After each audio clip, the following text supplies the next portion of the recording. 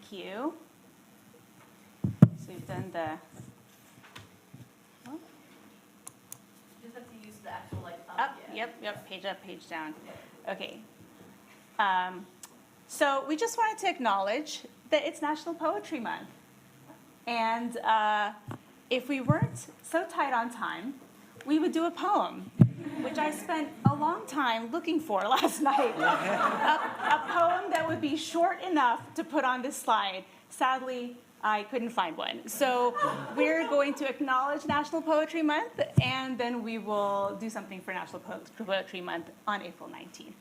So. I'll just say that Billy Collins, if you like him, has a new poetry book out. Ah, thank you. Great. So, briefly, today's purpose. We're just going to quickly share, an update on the snapshot of our timeline that we've been checking in with each meeting. Our big task today, not task, we're excited about this, is that we will hear from two finalist teams regarding the cultural planning that we are about to undertake. So looking forward to that. And we will have opportunity for Q&A, and thank you to those of you who sent some questions into us. Then we will hear from each of you, your takeaways after the second team's presentation. Very quick round robin that Julia and Charlotte are going to help us. You all did so well last time, we decided to do that again this time, but it'll be shorter. And then we will pick back up and revisit the discussion that we began last meeting that had to do with some ideas for the FY23 funding frameworks. And then, we want to take a few minutes before we end as the staff to make sure we are hearing you and confirm what we're hearing from you in conversation. So with that, I'll keep going. We did that, thank you. So we have approved the meeting minutes. Very quickly, I know this is very small print, but the takeaway here for me is we've been very busy and we still have a lot to do. And so you can see where we are. You all have been really wonderful with just working so hard to get all of this done. But here we are, early April. It's kind of a milestone moment in our cultural planning RFP work. And so, as we'll talk about in a little bit, we also have quite a lot to get done in terms of the FY23 funding strategy. We'll talk more about that later. Again, just here's where we are in terms of the tasks. We'll start building this out further for the next meeting. We wanted to provide some very quick updates on the work. So Charlotte is going to share a brief update from the open call that recently closed. Charlotte? Good morning, everyone. So this is just a quick reminder of where this $400,000 that we're talking about came from. And it came from that bucket 1 terminology for the general operating / unrestricted grants. And the other $400K was administered by ASC to artists and creatives. So just a quick summary. Do you want to go to the next slide? Oh, thanks. We had 107 total applications, and they requested just over $1.7 million in operating funds. At the end of the day, 47 of those applications were eligible, and that came to almost $800,000 of operating fund requests. 38 of these were nonprofits, and 9 were groups or collectives with a fiscal sponsor or agent that were not for profit. And then on April 7th, we're going to be meeting with the funding group to review these 47 applicants and our recommendations. Right now we have 3 different funding recommendations. One where we allocate the $400,000, one where we make all the numbers round and allocate $410,000, and then one where we take all of the savings from, if we go back to this slide ahead, from the 9.3 million bucket 2, we had about $43,000 left over that was not allocated to those 38 organizations. So we could add that in here and help us get closer to that funding gap. So those are the three options that the funding group's going to look at, as well as making sure, we didn't miss anything with these 47 eligible applicants. And then once they've made a recommendation, it will go to the full board on April 19th. Thanks, Charlotte. So those of you who are in the funding working group should have received an email late last night with the slate and some detail, and we look forward to meeting with you on Thursday. I know we don't have time for quite all the questions, but can we get, I'm not on the funding group, but can we get a gauge from you in an email afterwards about if there are any trends in the difference between who applied and who's actually eligible? I'd like to understand the trends of who's applying, what they're not either reading to understand that they're eligible or not, or understanding, so our communication can be better. Yeah, I would say right now the majority was that they weren't arts and culture focused, but were more larger organizations that were looking maybe to grow their arts and culture arm. And for operating grants, that's not the best match. It would have been a better project grant. Yeah, I agree. We had a lot of project-related requests in this time. By non-arts and culture group? Yeah, groups that do maybe arts and culture is a piece of what they do, but they're not, their primary purpose or function isn't arts and culture, or they're doing something else, but they use arts and culture in their offerings. And so, yeah, there were a lot of those. And but we can certainly provide detail when we share it with Thank the you. full board prior to the vote. Thank you. Yeah, thank you. Good question. Thanks, Charlotte. Okay, moving on.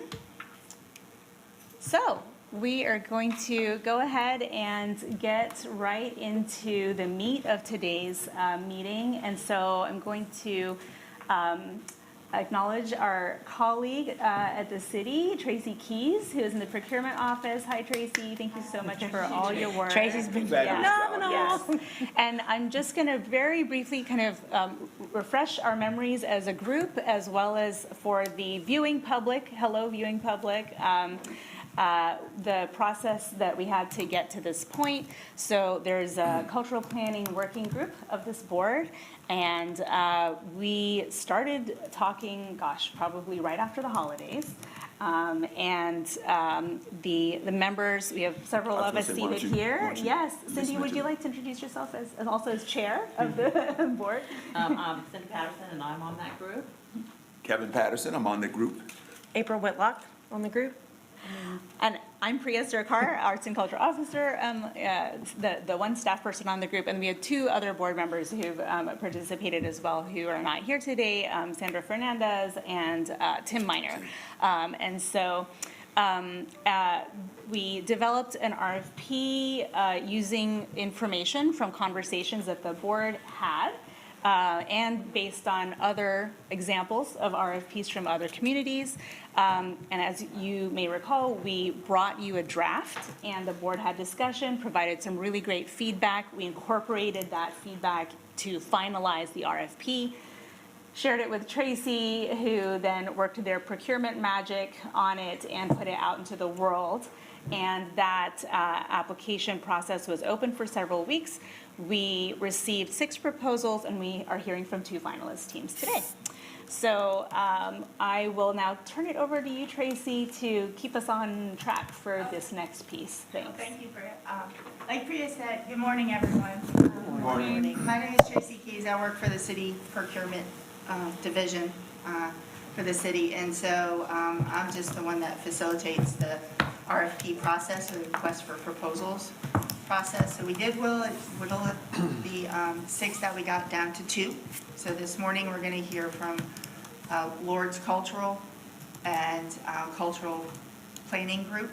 So Lord's is going to go first, so I'll allow Joy and her team to introduce themselves. But we have about a 45-minute presentation from both groups, about 20 to 25 minutes of presentation, and then 20 minutes for questions afterwards. So we do have some planned questions from the evaluation team that they'll be asking you, and then the board may have some additional questions as well. So, Thanks, Tracy. all yours. And I'm just going to check and make sure. I think if you would like to use this, Oh.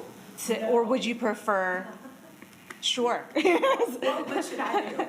You can either use this to do your slides if you wish, or you could say next slide and we're happy to do the next slide. What would you prefer? Next one. We can do that, okay. Christine is our public engagement person. Okay. So I am also public engagement, but that does, my name is Joy Bailey Bryant. I am so excited to be here today. I'm president of the U.S. Company of Lord Cultural Resources. And our wonderful team, Sure. Hi, everyone. I'm Christine Edwards. I'm the founder and principal for Amplify Charlotte. I'm located here in Charlotte, and we are going to be leading our community engagement for this project. And I'm Nicole Muse-Kilcucky. Great to meet everybody this morning. I'm the Director of Economic Innovation at Fourth Economy Consulting. We're a national strategy firm, headquarters in Pittsburgh, but we have staff all over the country, and we're really excited to be here. yes, so what we could do, what would be great, if you don't mind, I know you know each other, and now you know our names. Would it be possible for us to do like a quick round robin, and you just introduce yourself, and maybe you could say your organization, or especially if your organization is yourself, we'd love to hear from you. So I'm looking at this gentleman here, but then I'm gonna switch off and start with Janine. I'm Janine Crump, and I am staff at the city manager's office. I'm Grace Nystrom with Bank of America. Lex Kimbrough, Brave Boy Media. Corey Mitchell, Theater Gap Initiative. Sue Ping Liu from Honeywell. April Whitlock from Lending Tree. Kevin Patterson, retired. Cindy Patterson, retired. Connection. I know. Artist, Not me. educator, and villain. Irisol Gonzalez, visual artist and muralist. Shafali Patel, individual artist, but also with Namaste Artist Group. Charles Thomas Knight Foundation. Nick Tosco, attorney at Pointer Sproul. Aisha Du, political strategist and creative. And I'm Charles Bowman, 8 hours retired.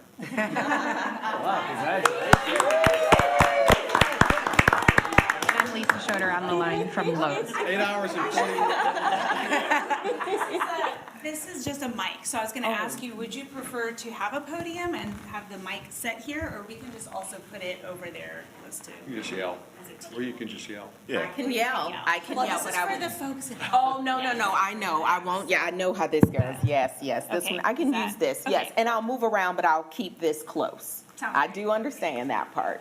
Okay, 2 years of Zoom has taught us the importance of mics, right? As much as I have my southern yell, it does not go over the microphone. So we're so excited to be with you today to present the reasons why we think and we hope that we can convince you that an arts and cultural plan facilitated by this team, led by Lord Cultural Resources, will help you to get to the sustainable arts and cultural plan that will connect with your city, connect with residents, and will really be a plan that not just the plan is the deliverable, but the process, right? Because the process is super important.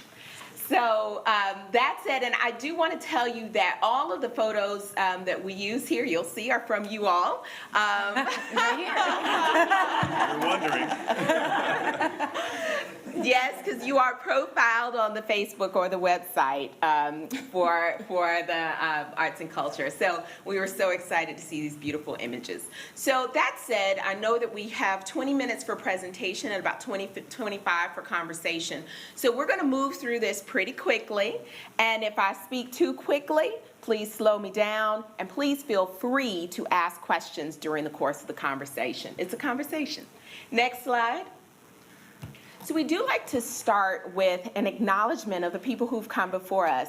I come to you from the traditional lands of the Lenape people in New York City. That's where my office is located.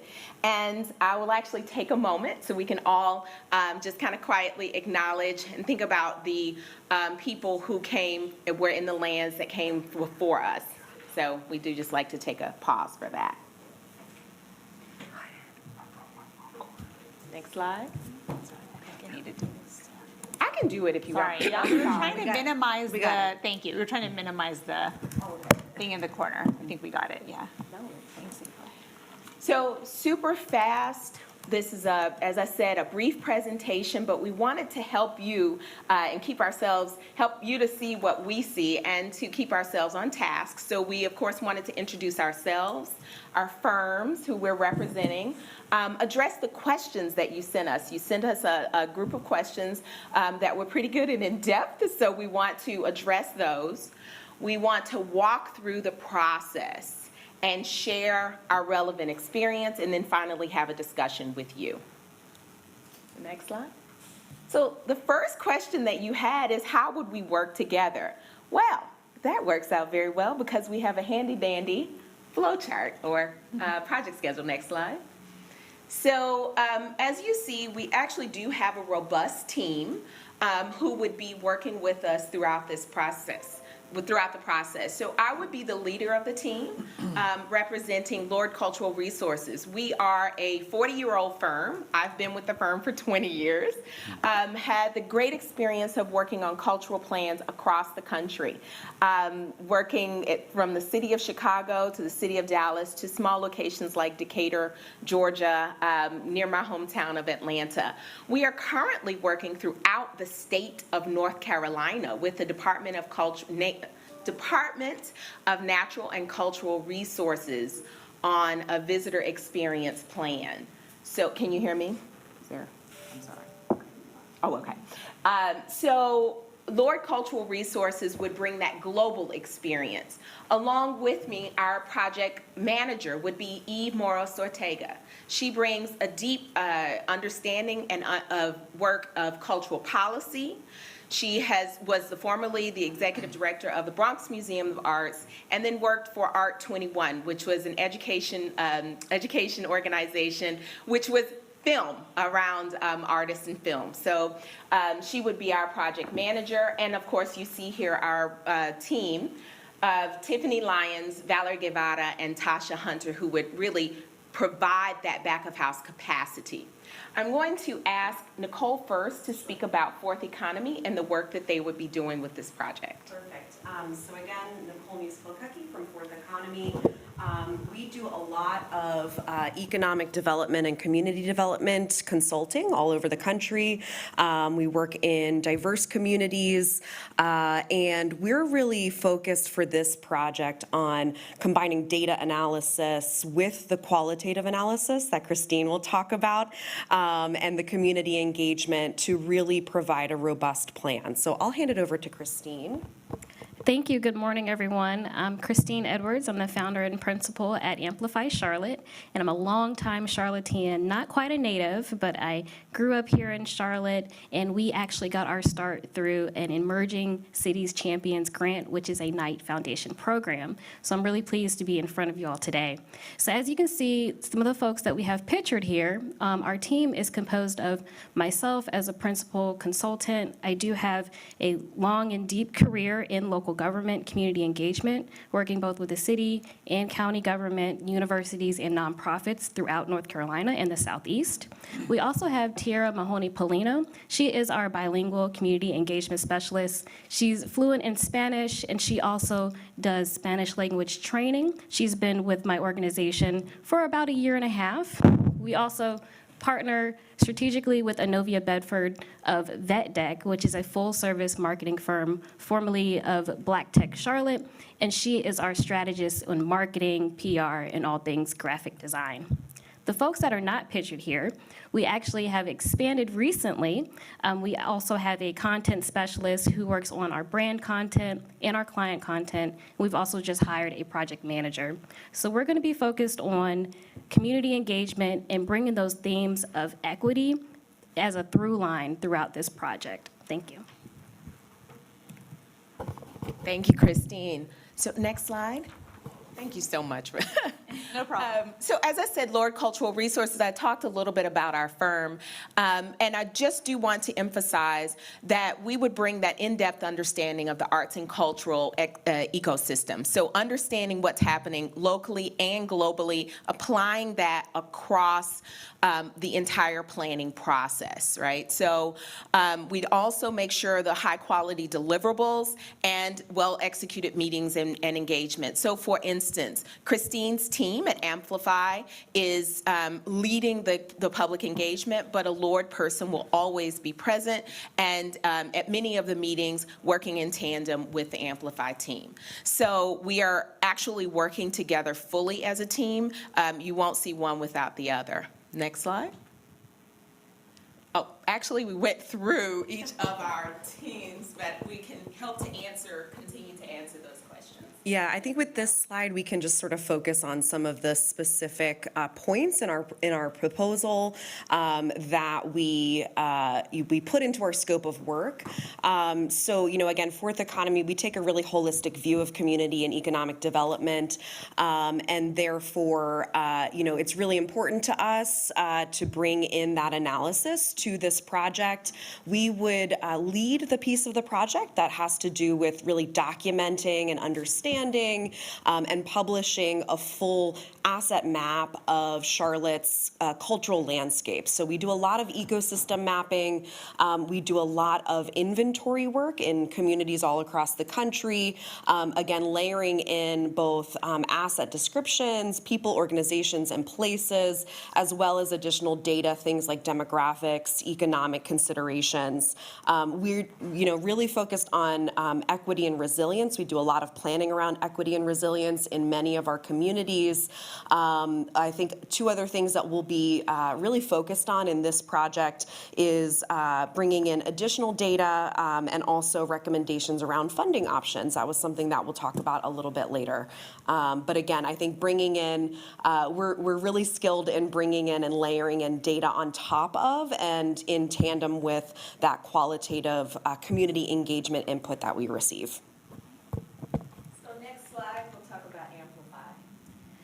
So our tagline is helping communities to grow with dignity. With a growing community like Charlotte, we know that the community is going to grow and it's going to change. And so our philosophy is to have this engagement-first approach where we bring folks into the process so that they can be a part of that change. When I heard from LORD initially, I just was so excited because they really emphasized having the importance of a local firm who understood what's going on in Charlotte and in Mecklenburg County. And so that's why we're pleased to be the community engagement lead. We'll help to identify those stakeholders throughout the community, including those historically underserved communities, and leaning on the city of Charlotte to help identify those neighborhoods and those communities so that we can, make sure that we're bringing them to the table. One of the ways that I enjoy giving back to Charlotte is by owning a business and really bringing folks in, right? And helping to support Black and women-owned initiatives. So some of our skills include survey and opinion polling, community engagement planning, local government policy, outreach. We also do some formatted engagement like focus groups and workshops. I think I'll be able to give you guys an example later on and just talk more specifically about that. And through our partnerships, we also do digital marketing and outreach. Thank you, Christine. Next slide. So enough about us, now about you, okay? Let's talk about Charlotte. Thank you. So you asked us how the team will provide services. So we wanted to take you through the methodology or our process for this arts and cultural planning. So essentially it's 3 phases that would take place over the course of 12 months or a year. That's based on we saw a few lines in your RFP about wanting this to be a year-long process. That's a good amount of time. It's a good amount of time because it says, okay, we're not going to give you planner fatigue. It's not that long, but it gives people the amount of time to actually get used to any changes or decision-making that you may have over the course of time, right? So as you're moving through phase 1, we're going to talk about each one of these phases, but as you're moving through, there's going to become a pause point after the delivery of each one of the documents, the kind of assessments at the end of the phases. And that gives you the time to move that information out across the city and across the region so that you can really get feedback and you can get people's buy-in throughout this process, right? So 12 months, 3 phases, 1 Charlotte. I know this is kind of a big plan, so we want to make sure that we're really able to reach everyone in that space. Next slide. So when we start out with a plan, we are looking at this opportunities assessment. This is when we're really throwing our arms open wide to understand what is going on and to plan for the public engagement that's going to happen in phase 2. So I've kind of given it these 3 groups of categories of things happening. So there's the project management planning, which is going to be an ongoing process, but it's really deep in this beginning. This is the research and analysis phase, and we're going to just really do a market overview. So really, Fourth Economy, LORD, Amplify will be working together to understand what is happening on the ground demographically, what is happening on the ground with the arts and cultural scene. You all have done quite a bit of work, and you've updated a lot of your documents, so there's a lot of information to gain from already. So we'll spend that time in the beginning understanding that, getting a bird's eye view of the cultural landscape. Then we'll move into the meetings and the startup meetings and tours, and then the preliminary stakeholder workshop. So I kind of say that as if it happens in a linear format. We'll be learning this first part where we're doing that research and analysis. We'll be doing that all somewhere in the same time as we're doing the startup meeting and tour. So it's not like we're saying, okay, end this and move over to startup meeting and tour and the stakeholder workshops. But we are moving into this time where with the preliminary stakeholder workshops, we are starting to surface the conversations about the arts and cultural plan. What do you need? What do you want? How do you want to see arts and culture show up for the arts and cultural organizations? How do you want to see arts and culture disseminated across the city? What are the opportunities that you see? What are the weaknesses that you are confronting? What do you see on the horizon as threats? How can we take advantage of those opportunities that you see coming up? So that's that preliminary stakeholder conversation. We love to do this early because it allows us to really start to surface things that we can test, right? We're not waiting until the end to form conclusions. Now, mind you, if it doesn't come up early, it's okay, but it does help us to continue to get that jump start on gaining information. So from that beginning phase, we actually get some pretty big deliverables. We're getting the cultural trends, what's happening here in Charlotte, the comparables assessment, what's happening in other places. I'm gonna tell you a little story. I always say, in Dallas, in the city of Dallas, and we'll talk about Dallas if we get a chance, but in the city of Dallas, we had all kinds of data about how much the city of Dallas was investing in its arts and cultural community. It was vastly lower than what the city of Houston was investing. And the mayor of the city of Dallas said, oh, no. That will never be. So I have to say, I learned in that moment the importance of that kind of competitive spirit, right? You really do want to awaken that. So that comparables assessment both helps us to understand what other cities are doing, other regions and organizations, both for the competitive analysis as well as the kind of more collegial comparable analysis. It doesn't always have to be a competition. We're planning the public engagement and the communication strategy. We get to this cultural amenities and facilities infrastructure analysis, so that asset mapping that we were talking about, super important to understand what is present, what you have, where are the gaps, right? What do you not have? What do you need? And then that funding evaluation analysis, okay? So next slide, I'm gonna get Nicole to talk about the economic vitality. And there's a lot of words on this slide, so bear with me. I'm probably going to stare at the screen, but I'm talking to you all. So, we take an economic lens when we are looking at arts and culture or outdoor recreation assets in a community. How does the presence or absence of those contribute to the economic goals? We know that there's a comprehensive plan that's ongoing. We always like to bring in, analysis from those other planning efforts that are happening in the community, and really integrate those those plans together so that they complement one another. So that'll be a big part of what we do.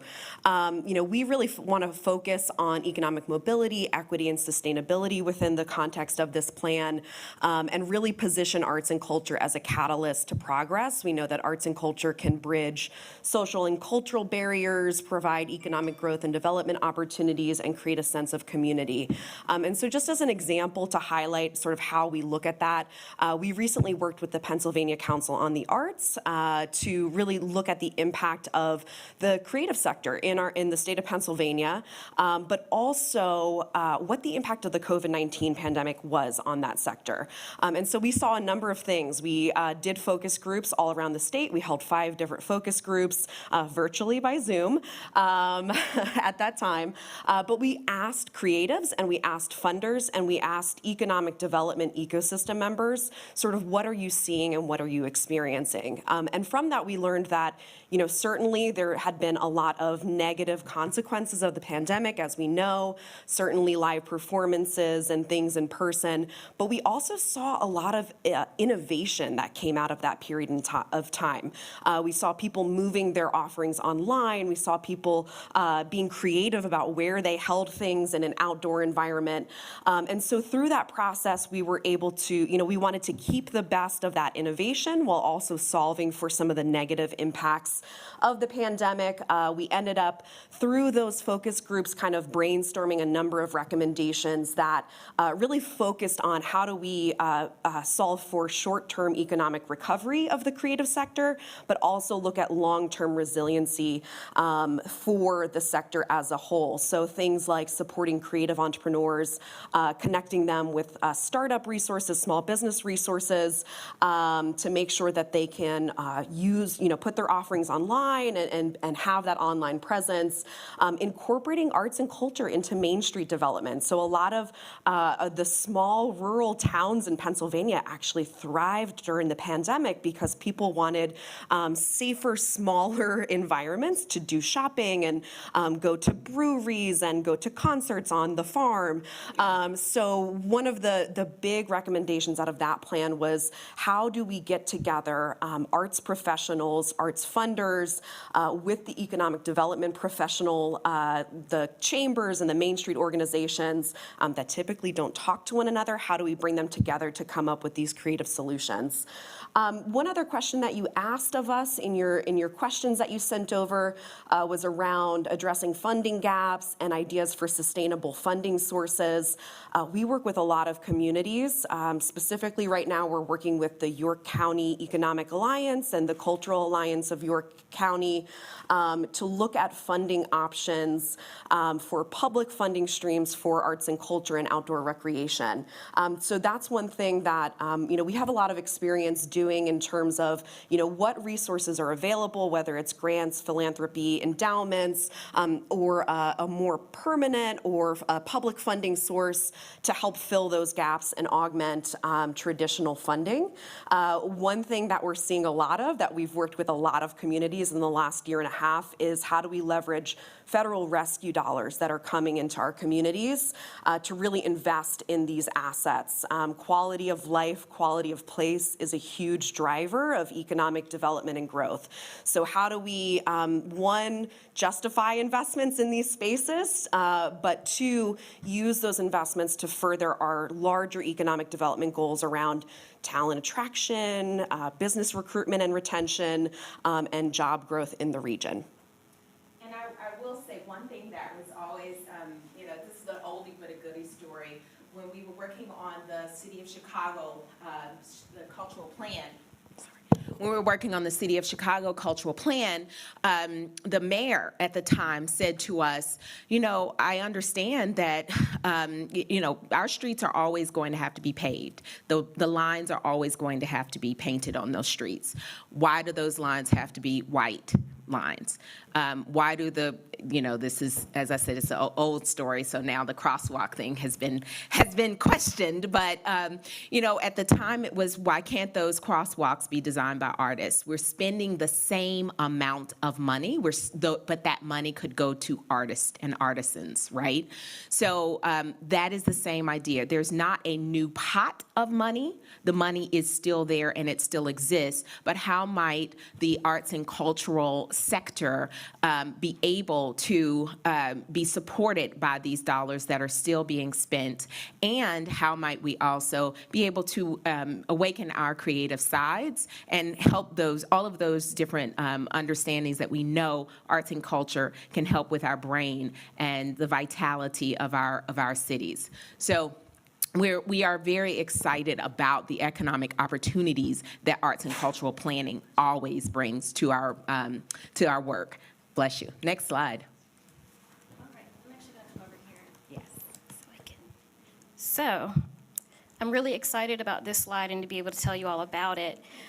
So what I'd like to do actually is speak a little bit about communication, our communication cadence, and how we plan to address communications, and then provide you a snapshot of some tactics that we think could work here, and then I'll leave you with an example.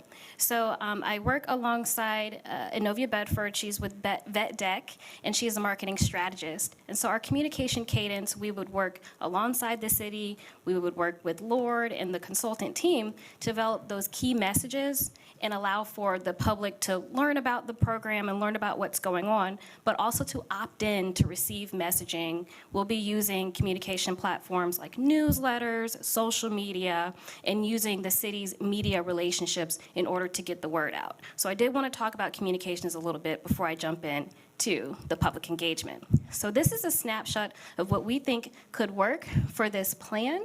So I'll just speak to a couple of different things here. So 2 countywide meetings. We know that the city of Charlotte is the seat of Mecklenburg County, and we know that, this region has a large influence of what's going on here in Charlotte. So we want to be able to bring folks in from Mecklenburg County and from the towns in the northern towns and the southern towns, if that is a goal of this committee. But also we can be flexible and focus on the city of Charlotte and have these 5 municipal roundtables where we're engaging with folks geographically so we can go where they're at and allow them an opportunity to engage in their neighborhoods or citywide. A couple of the things that we learned over the past 2 going on 3 years is that, while folks are getting more comfortable coming back in person as it becomes safer to do so, we also learned that virtual engagement is still popular, and it is still something that encourages and allows more people to participate. So we do want to offer the opportunity for virtual engagement and in-person engagement. So to speak to that, we could look at these 4 to 8 focus conversations and sector workshops. Again, those could either be virtual or in person, also leaning on the recurring and existing activities that are going on in the city throughout this year. And also leaning on the city's access to the corridors of opportunity, access to the creative talent pool, so that we're pulling in local artists and we're pulling in local stakeholders into this work. I did want to talk about the potential for ambassador training and toolkit development. So in terms of training local stakeholders to help us deliver on our visioning and goal setting, what that could possibly look like is cultivating a group of local stakeholders, artists, and possibly incentivizing them and letting them know that we value their time, we value their opinions, and we value their feedback, so that, again, we're giving back into the community and bringing folks along throughout this process. And last but not least, I did want to touch on the survey. The survey in terms of cultural participation. Surveys are something that we're good at. We work alongside our leaders, and we work alongside our team. I have an MPA from UNC Charlotte, so a survey is definitely something that we know how to do. We want to make sure that it is inclusive. We want to make sure that we're asking the right questions and we have the right folks involved, and that distribution channel is going to be as equitable as possible. So I'll leave you with an example of huge lessons that we've learned over the past couple of years. So Amplify Charlotte was contracted to work with Mecklenburg County government to implement their participatory budgeting pilot program. And I don't know if you all are familiar with this program, but Mecklenburg County is increasing their budget transparency. And that's a really important thing for local governments.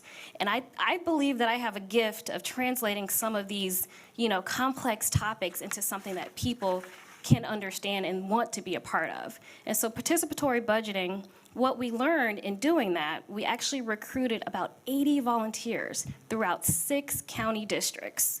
A lot of our engagement was virtual, but we actually did hold recruitment meetings in each of the 6 county districts. Throughout the course of the engagement, we asked those district volunteers to imagine projects that they would like to see funded by Mecklenburg County government. And the county government has actually allocated $500K for each of those districts to get those community-generated projects funded. Same thing went out to the general public. We learned, again, virtual engagement is key, in-person engagement is key. We learned lessons from cities like Greensboro and Durham, who completed these cycles in 2018 and 2019. And we are now on the way to completing the PBMEC, we're calling it PBMEC, the PBMEC project, and those community-generated projects are going to be funded in this next fiscal year budget. Some of those project ideas include, it has to be something that's health and human services or environmentally related or education. And so we're really just excited about that program. So I wanted to leave you with that example. Thank you. Thank you, Christine. So next slide. We're coming into the home stretch. We are. I was going to say, Joe, I think unfortunately we probably need to soon move to the Q&A. Okay. Yeah. Okay, in fact, why don't we do that? Actually, I think the next slide is the third phase. This is the end of this process. And then we can talk about the budget and fees, which is what I think you wanted to. Sure, and I yeah. think maybe if you want to talk about this during Q&A, there might be an We can do that. We can do that. So why don't we do that? Do you want to pause on the budget maybe then? What That might be. would the committee like to If it's do? real quick. Okay. Sure. So you had asked us about the budget, and so we put up the budget. So just so you, essentially, we have included everything. We absolutely understand the importance of incentivizing, compensating artists and creatives and participants.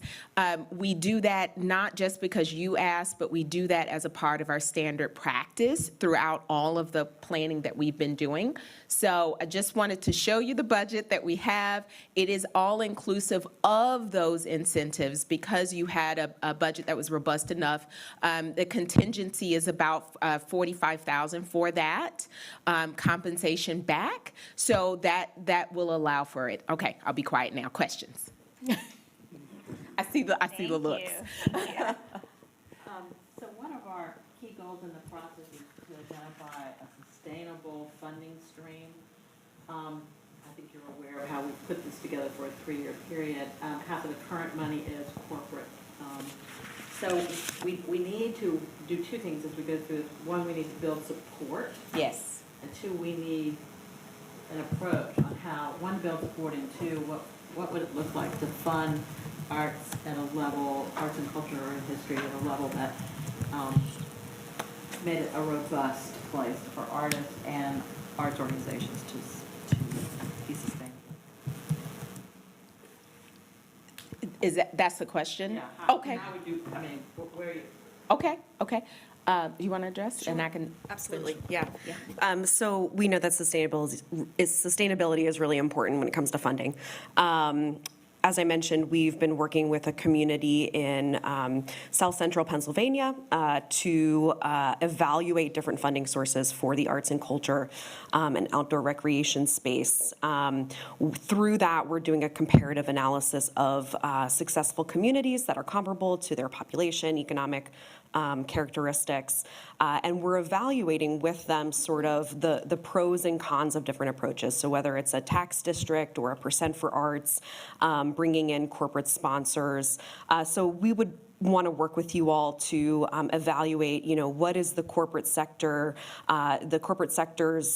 experience historically supporting the arts? What does their philanthropy look like as a whole? Where are there opportunities to tell the story and get those partners engaged and excited and supportive of the arts and culture sector, really looking at what are their goals. So, again, they're looking at growth in the community. They're looking at bringing in new talent. They're looking at expanding their businesses. Again, tying that back to how does investments in this sector help them achieve some of those goals. And we have experience in different cities doing this same type of work. So in the city of Detroit, and then even in the city of Macon, where we work with Fourth Economy, we actually, in the city of Detroit, we did the best practices so we could understand. Essentially, they were trying to create what became their Arts, Culture, and Entertainment District, ACE. And so we did the best practice studies of different cities to understand what is the structure that could, to your question, I'm sorry I was processing. We had to understand what could be a possible structure of this kind of pooled funding situation that you're speaking of, with a lot of these different funding sources that might be available. So through that work, we were able to create what would be an ideal structure for that ACE department. Similarly, through the Macon cultural planning process, it was actually Macon-Bibb County, which became a consolidated city. And so through that time, it has been county government. They have been joining. And so the question was, there's always a Macon Arts Alliance. And with the Macon Arts Alliance, it was always kind of a membership organization off to the side. But a Knight Foundation funded cultural plan, we worked with the Arts Alliance and the government, the county, Macon-Bibb County, to understand better who might be the best implementer of the cultural plan and kind of the overarching umbrella arts agency for Macon-Bibb County. And to this day, we are seeing, so now there is a funded person in the city of Macon-Bibb County government, and Macon Arts Alliance is charged with working with that person, but being the implementer of the cultural plan. So they have it's a process, right? It happens over time, but you need that model to understand what are the steps that you are taking. I promise I won't give a secondary answer to every other question. I'm gonna, next question. So one of the big things we look at is structure, governance, and you take this arts and culture community. Help us with how do you develop, how should it be governed? I mean, or should it be governed? Should it just be arts organizations kind of do their own thing, or should there be some kind of governing body that can work with arts and culture in the community?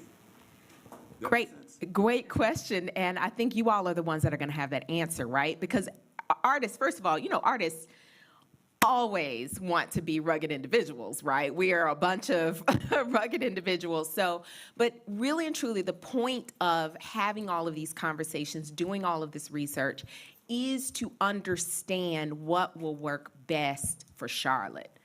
It's not going to be what works in Detroit. It's not going to be what works in New York. I mean, San Francisco. It's going to be what works best in Charlotte and what the people of Charlotte want. And so one of the great benefits of this process, Christine showed that slide with all those great, if you want to talk a little bit about maybe some of the ways that will engage with people. I think that is a really good and fit question to ask to the community. You have a really diverse group of folks that can, help with the governance and the decision making. But I think that's a great question to put and plug into this engagement plan. How should this be structured? How should it be governed? And so that's definitely one of the things. Thank you. That's definitely one of the things that we want to build into our plan. Because like Joy was saying, we can look at what other cities are doing, but if we don't engage first and ask those questions, then we won't get a sense of what direction to go in.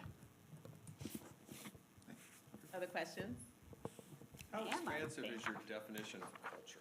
Ha ha! Sorry. That's like one of my most exciting, one of our best activities at the conversations is to have a big board of some type and say, what is culture? What is culture in Charlotte? And it allows everybody, my answer to everything is gonna be you are the answer, right?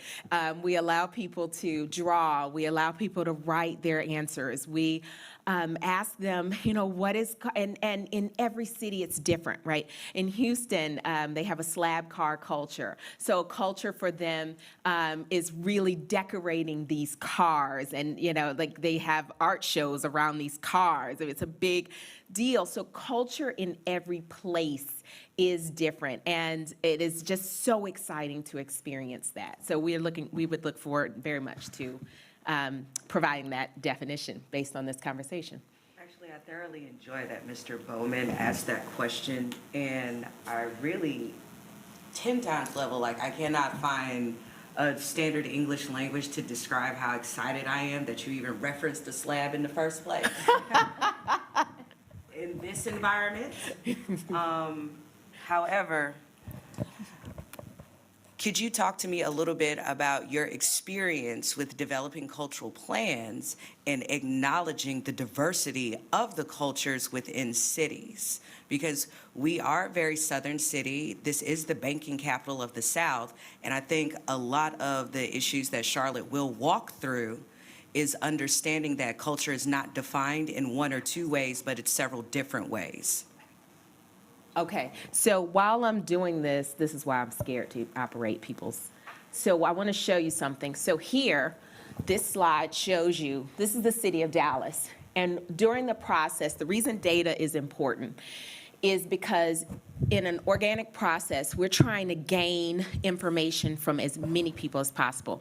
And we start out with our cultural planning process thinking about and looking at the demographics of the city. And we say, how can we exceed the gathering the information from those people who have been classically underrepresented when we have these conversations about the dissemination of dollars in the arts and cultural sector.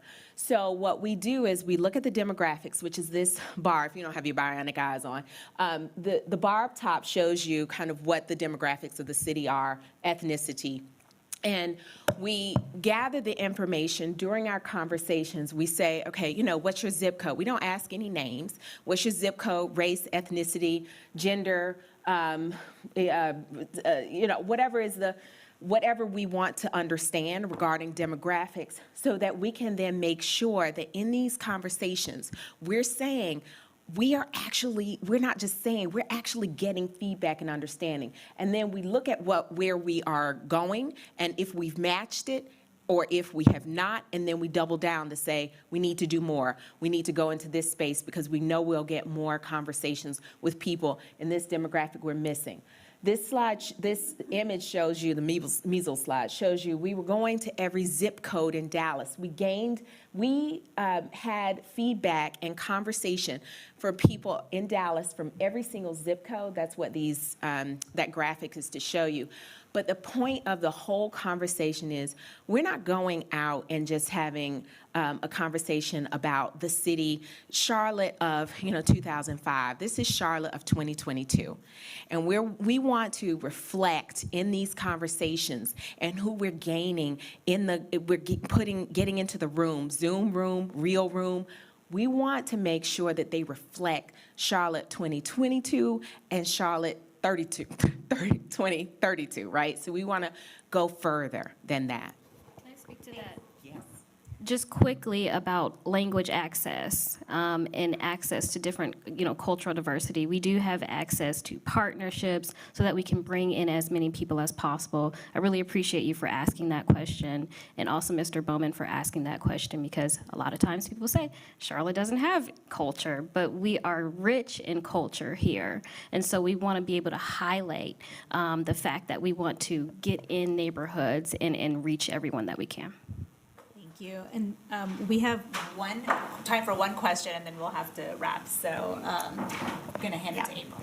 So talk to me about how you think about economic development, prosperity, and even how to improve upward mobility as it relates to arts and culture, and how do you guys approach this? Sure, yeah, great question. So I think this all has to tie back to economic growth and economic expansion in the city. As Christine mentioned, the city is growing. We just had a conversation about how many people are moving to Charlotte from other areas of the country. So how do we stay competitive? We would look at a lot of data. So we would look at the live, work, play analysis. Where are people living, working? How are they commuting? But also, what is that recreation shed or entertainment shed? Where are people traveling to and from to experience the arts and culture? We would look at things like employment in the creative sector. So my definition of culture is always going to be tied back to boring NAICS codes. We're going to look at industry makeup. We're going to look at employment in the sector. How has it grown over time? How can investments help growth over time? As well as, again, those standard metrics of things like talent attraction, net migration numbers. So, how do we see that growing over time as well? I think another thing that it's important to note is, back to making sure the data is tied back to what the community says that they want. In some cases, that's going to be around tourism. We want to grow tourism. So, looking at those numbers as well, tying it back to, again, funding sources that may be used to augment and sort of self-fulfill that environment of funding and bringing new people into the city. Thank you very much. We're going to do one more question. Just real quick, how have Because he asked for it. How have your plans that you've worked on been implemented since their adoption in previous cities? And just if you could just talk about some of the impacts of that. You gave an example of Dallas and Houston, where once a little bit of data, the Dallas mayor was like, we're going to do these things differently. But I'm just curious, especially about the sustainability component. So I will just stick with Dallas because it's very easy, clear, deliverable there. In the city of Dallas, the city spent years developing its cultural infrastructure of its downtown, so buildings. It was about building the largest building the largest arts institutions, right? So if you think about Dallas Arts District as the largest contiguous arts district on the globe. And that was the Dallas of the 80s, 90s, and early 2000s. The City of Dallas Cultural Plan that we published or finished in 2018 was about the neighborhoods of Dallas.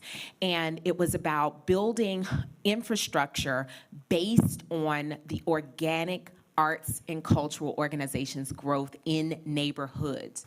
So what that meant was that Dallas owns 23, the city owns 23 city facilities. And so, 23 and parts of others, but they were running a lot of these facilities, and they had a lot of investment in also the Dallas Arts District. Through the cultural plan and the updated cultural policy, we were able to free up a lot of funding, city funds, to go out into the neighborhoods, to move away from the downtown, decentralize, and instead take that money out into the organizations, not necessarily the buildings. We're providing, though that cultural plan provided for more arts programs and for existing and growing arts organizations to now have operating dollars, because at one point in time, the grants were only giving, I heard you all say this earlier, project funding, right? Now they could give operating dollars to those arts organizations. So it really freed up dollars. That cultural plan had such an impact to free up the dollars, and it didn't just leave those big buildings on their own, but they actually had to find corporate, and they found corporate support, and but it really reshuffled the deck around that funding. So that's a kind of a clear deliverable that we're able to say that resulted in growth in the neighborhoods of Dallas. Thank you Can I get a quick follow-up? very much. Yes. All right, quick follow-up. 2 minutes. Ricky Woods. Okay.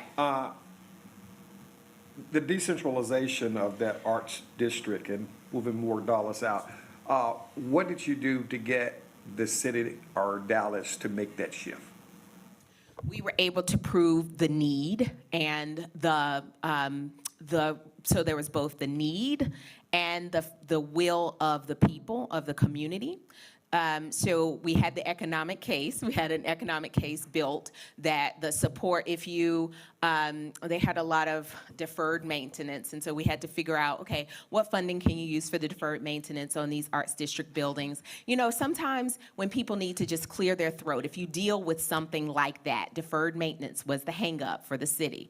So understanding where the dollars could come from for the deferred maintenance of those arts district buildings and the city, spaces, we had the will of the people through the cultural plan because we now have these, it's about neighborhood arts growth. It is not about downtown arts growth. It's about neighborhood tourism. It's not about downtown tourism.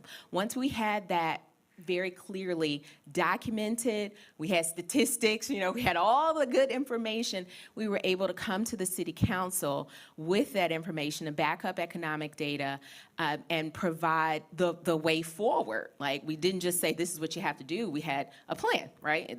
These are the steps that you can take. And so that allowed for the plan to open up this funding space. Thank you very, very much.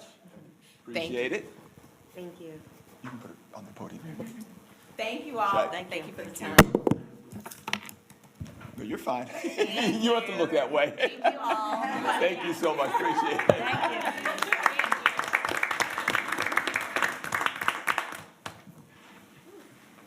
Okay, I'm just gonna escort them Okay. out, and then cultural planning is coming in next. Okay, so if anyone wants to grab This is the right time to stand up. juice, Whoops, excuse me. coffee. But real quick, because we're running a little behind, so let's speed it up.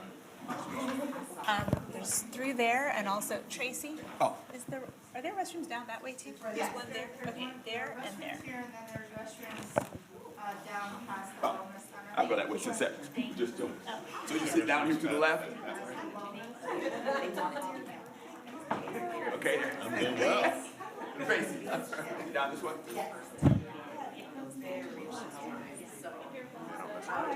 Gotta leave before this is all over. So, Yeah, I have my copy, but.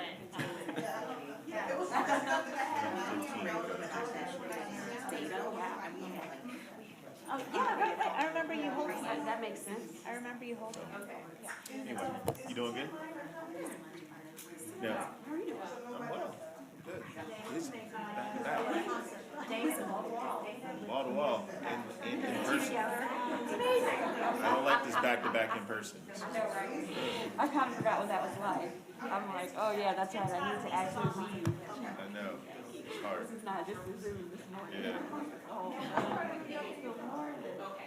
I'm just like, but I live in more than an acre. Stop it, I live in North Shore. Yes, that's my neighbor.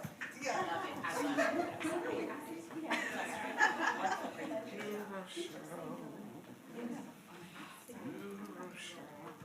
You know about New Rochelle? Oh, yeah.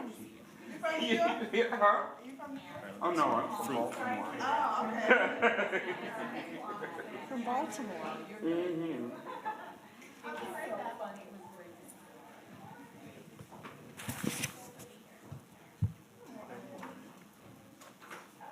Oh, that way, okay.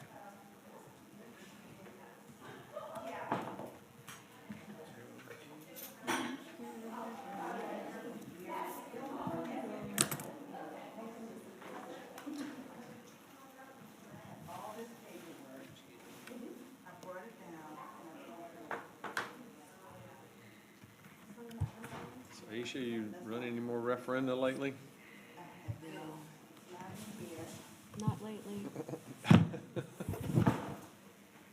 Just all the other things. You working on any campaigns or about to? So I'm working for, Highlights for America as their national political director, so we have 10 primaries. How you doing this morning? Between May and June. You'll be busy. Exactly. Yeah, I'm just back to work and I'm like, oh, wow. Oh. From having, been out for COVID. I'm gonna do it on the way out. That was a good reminder. I was probably gonna walk out of here without having done that. Thanks for reminding me. How are you? Good, how are you? Oh, I need to do Yeah, that. I know, I'm thinking about lunch.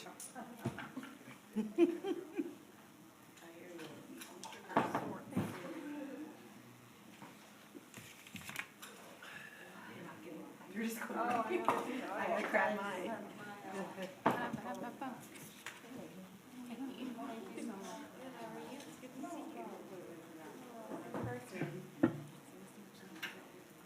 You're probably looking for it upstairs.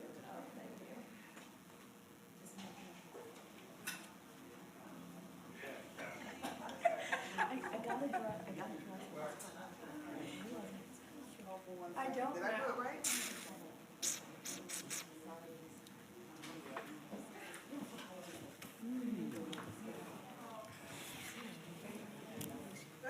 Yeah, it's my favorite. It was my mom. It's now mine. I'm April Whitlock. Hey, hey, nice to meet you, April. You too. Sorry.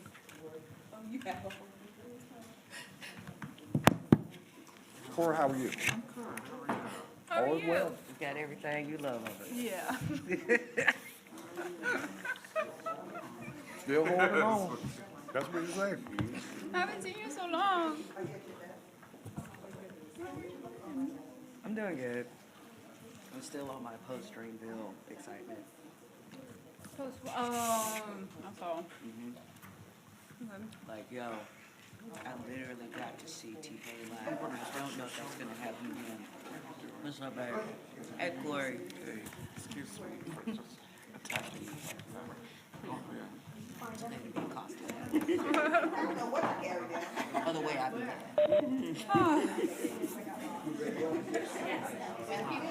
Thank you so much.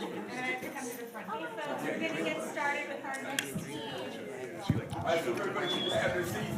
If you can hear it, pop it twice.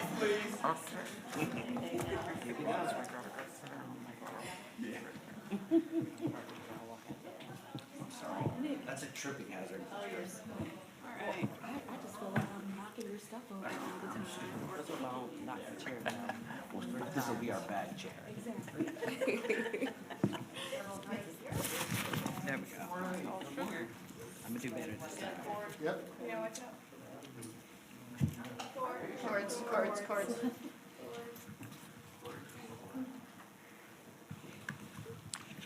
now we just stop the show, the no-shows this morning? Yes, exactly. Well, one is online, so yes, yeah. I can say welcome.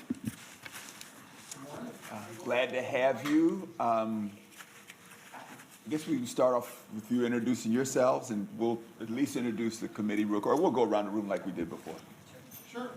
So I'm Martin Cohen. I'm a partner with the Cultural Planning Group, and I'm based in the Philadelphia area, and we'll be working as one of the co-leads on the project. And I'm Linda Flynn, partner with Cultural Planning Group and also the research director. We are a virtual firm, so I live in South Florida.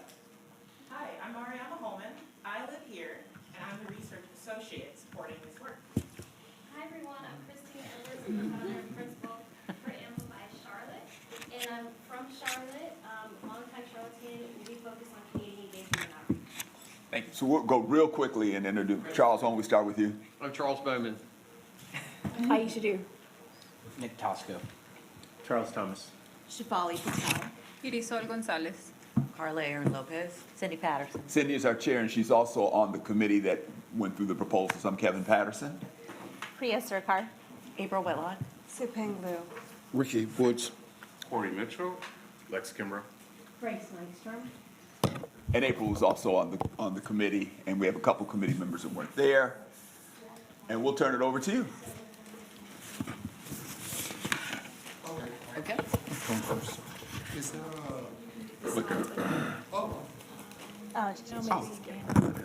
Oh, is that the mic or the clicker? Okay, yes, and so Martin, welcome. Would you like to use this, or would you like to say next slide and I'll tab? I would love to use this. Sure, yeah, so let's see, hopefully this will, let me just make sure that this works. Yes, okay, great, so it's, yeah. Yep, I've got the same thing. Okay, great. Yeah, I think I'll use podium. The microphone is live, so. That's fine. Welcome, this is a nice corner Yes.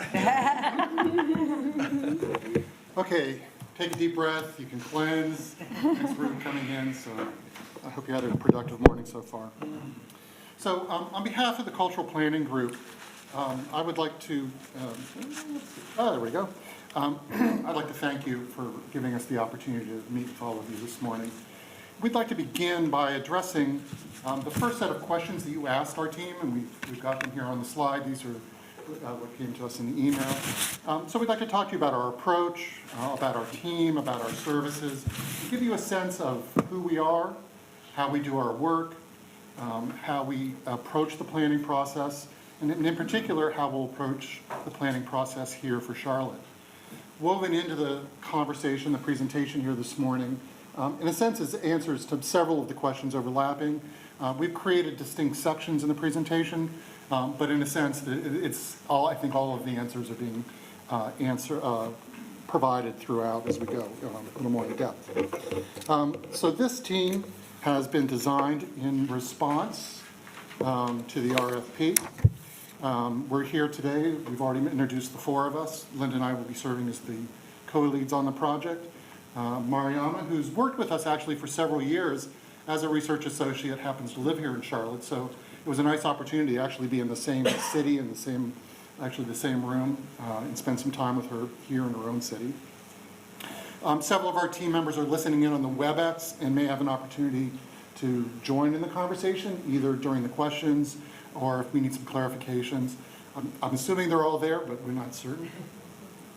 And what I would like to say is that everybody on this team has worked together for multiple years on a range of different planning projects and research. Everybody on the CPG team. In addition, we've worked on several projects in different cities with AECOM, who's joining us on this project. And of course, having the opportunity to work with Christine and Inovia with Amplify Charlotte as our local partner here, we always seek to work with somebody locally. And we were very pleased to have a chance to meet with Christine, make sure that our values align, that our approaches would align, and we learned very quickly that that was the case. As I started to say, this team was designed in response to the RFP and to bring really the requisite skills and the expertise, as well as national, regional, and local knowledge to the project, and to lead a comprehensive planning process on our best understanding of the RFP. We understand that the proposed process to the RFP serves as a point of departure, and should we be selected, we hope there's an opportunity to refine it, to perhaps rebalance it, and to look at what makes the most sense given the resources that may be available and ultimately what is being desired as a final scope. But we believe we're going to present to you, what we believe is the best understanding. So what I'd like to do is introduce Linda, who's going to walk us through the methodology and introduce the next section. So I'm Linda Flynn again, partner and research director. So in direct alignment with Amplify Charlotte's values and philosophies, CPG's plans are really founded on inclusive engagement and comprehensive research. So we want to make sure that we have the data to really understand the Charlotte community so we can develop the right strategies and solutions. So all of these steps, from detailed planning to implementation, are key in accomplishing this. And plan implementation is the differentiator. You can't have an equitable process without making sure that you have equitable outcomes. So we do a lot. This is kind of our research and engagement. So we'll talk in detail about many of these select areas. But really, it's about providing multiple touch points. We all know, especially now, We all engage in very different ways, and we all use different tools to engage. So we want to make sure that we're providing as many touch points as possible, and to really also get the people that aren't at the table, especially in government planning process. You know, BIPOC communities, seniors, youth, physically challenged, neurodiverse, any of those historically marginalized and underrepresented groups, we want to make sure that they have an opportunity. So I wanted to introduce Mariama just to talk a little bit about some of the CPG work. Thank you. Hey, everybody. I've been working with CPG now for a number of years for their pre-planning qualitative and quantitative research. An example of some of the work we've done is with the city of Santa Clarita, where we inform the target audience for an arts and veterans community center. We engage art leaders across the country, such as the National Institute for Arts and Military Health, as well as local artists to devise inspiring programs for veterans, their spouses, as well as their families. For the city of Healdsburg, California, we also engaged in a project where we did a COVID-19 benchmarking study to help them understand what's the best way to, one, identify the needs of artists, fund these needs, and then support them over the long term. And so what this looked like was advising and understanding more about emergency microgrants for supporting these artists, as well as understanding what could be some publicly commissioned COVID-19 outdoor educational artwork for supporting these communities. And now I'd like to hand it over to Christine. I think you're the next slide here. Thank you. So I'd like to talk about our community engagement and communication strategy. As mentioned before, I'm Christine Edwards. I'm with Amplify Charlotte, and I'm working in partnership with Anovia Bedford of VetDec. She is a marketing strategist. Our firm is also comprised of, we have a bilingual engagement specialist, and we also have a content specialist and a project manager, and they are all local here to Charlotte. So I want to talk about some of our equitable engagement strategies. So we definitely use our engagement first philosophy. We want to make sure that we're looking at the existing infrastructure like neighborhood groups and community groups and really leaning on the city to help us reach those neighborhood groups and also to use that existing infrastructure to get to folks who are not traditionally engaged and also to let us know how they want to be engaged. We want to make sure we apply an equity lens to everything that we do. As a longtime Charlottean, I've engaged with programs like CBI's Leadership Development Initiative, which focuses on racial equity. I've also participated in programs like Leadership Charlotte, right? So I'm not just living here in Charlotte, I'm also in these circles and in these communities where we're talking about equity, and I know that what's really going on in the ground here. And so that's why I want to make sure that we apply this equity lens to all of the engagement that we do. Messaging will be funneled through, city corporate communications and through that agreed upon branding in coordination and in partnership with the city. So just talking about our communications cadence, we want to make sure that people have an opportunity to opt in to receive more information. We want to make sure that the branding is clear and it aligns with the city's values and with the consultant team's values also. Sparking interest from community members in the visioning work and just really driving this point home. People will want to be a part of this process. I know that here in Charlotte, we might have a little bit of engagement fatigue, right? We're just coming off of this major comprehensive plan, but if we structure this project in such a way that it's actually fun, people will want to be a part of this process, and people will want to be a part of the reimagining of cultural arts here in Charlotte. All right, so an accessible community survey development. So again, accessibility is key. So we will plan and implement the community engagement plans, including, again, key messages, cadence, and corresponding materials, such as website, newsletter. I do have access to marketing strategists, PR strategists, graphic design, branding. All of that is available on our team, and just being in consideration of the needs of non-English speakers and identifying the diverse cultures here in Charlotte so that we can actually reach them and kind of reach people where they're at and in the languages that are needed, and just working with our existing institutions through partnerships as well. So we want to make sure that we're using the rich cultural landscape, but also applying those engagement tactics that have been successful in the past.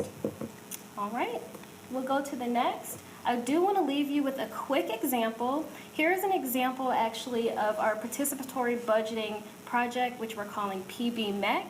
I wanted to show you these 3 examples because we had a variety of activities. We actually had an in-person kickoff event in January of 2022. We did it in a safe way, and one of the lessons that we learned from that is that as it becomes safer to gather, we want to be able to gather with people in person, but we do know that virtual engagement is still something that people like and something that people would participate in. I wanted to show you just some examples of what the design could look and feel like. You know, we have professional designers that can help to really translate some of these complex ideas around budget transparency and budget engagement into something that is actually attractive that people want to take part in. All right. So I wanted to make sure that I left you with that example. Should I speak to this as well? All right. So we want to make sure that we have a variety of different tactics, like, for example, mixed presence, like I said, virtual, in-person, having those pop-up intercept surveys, those intercept opportunities out in the community. For example, there's the Charlotte Shout festival going on right now. It would be an awesome opportunity to get out there and talk to folks about arts and culture. One of the things that we did with PBMEC is we actually went to a Hornets game and we talked to folks about the budget, you know, because we have people coming from all over Mecklenburg County to these arts and entertainment events, so that could be an opportunity to engage folks.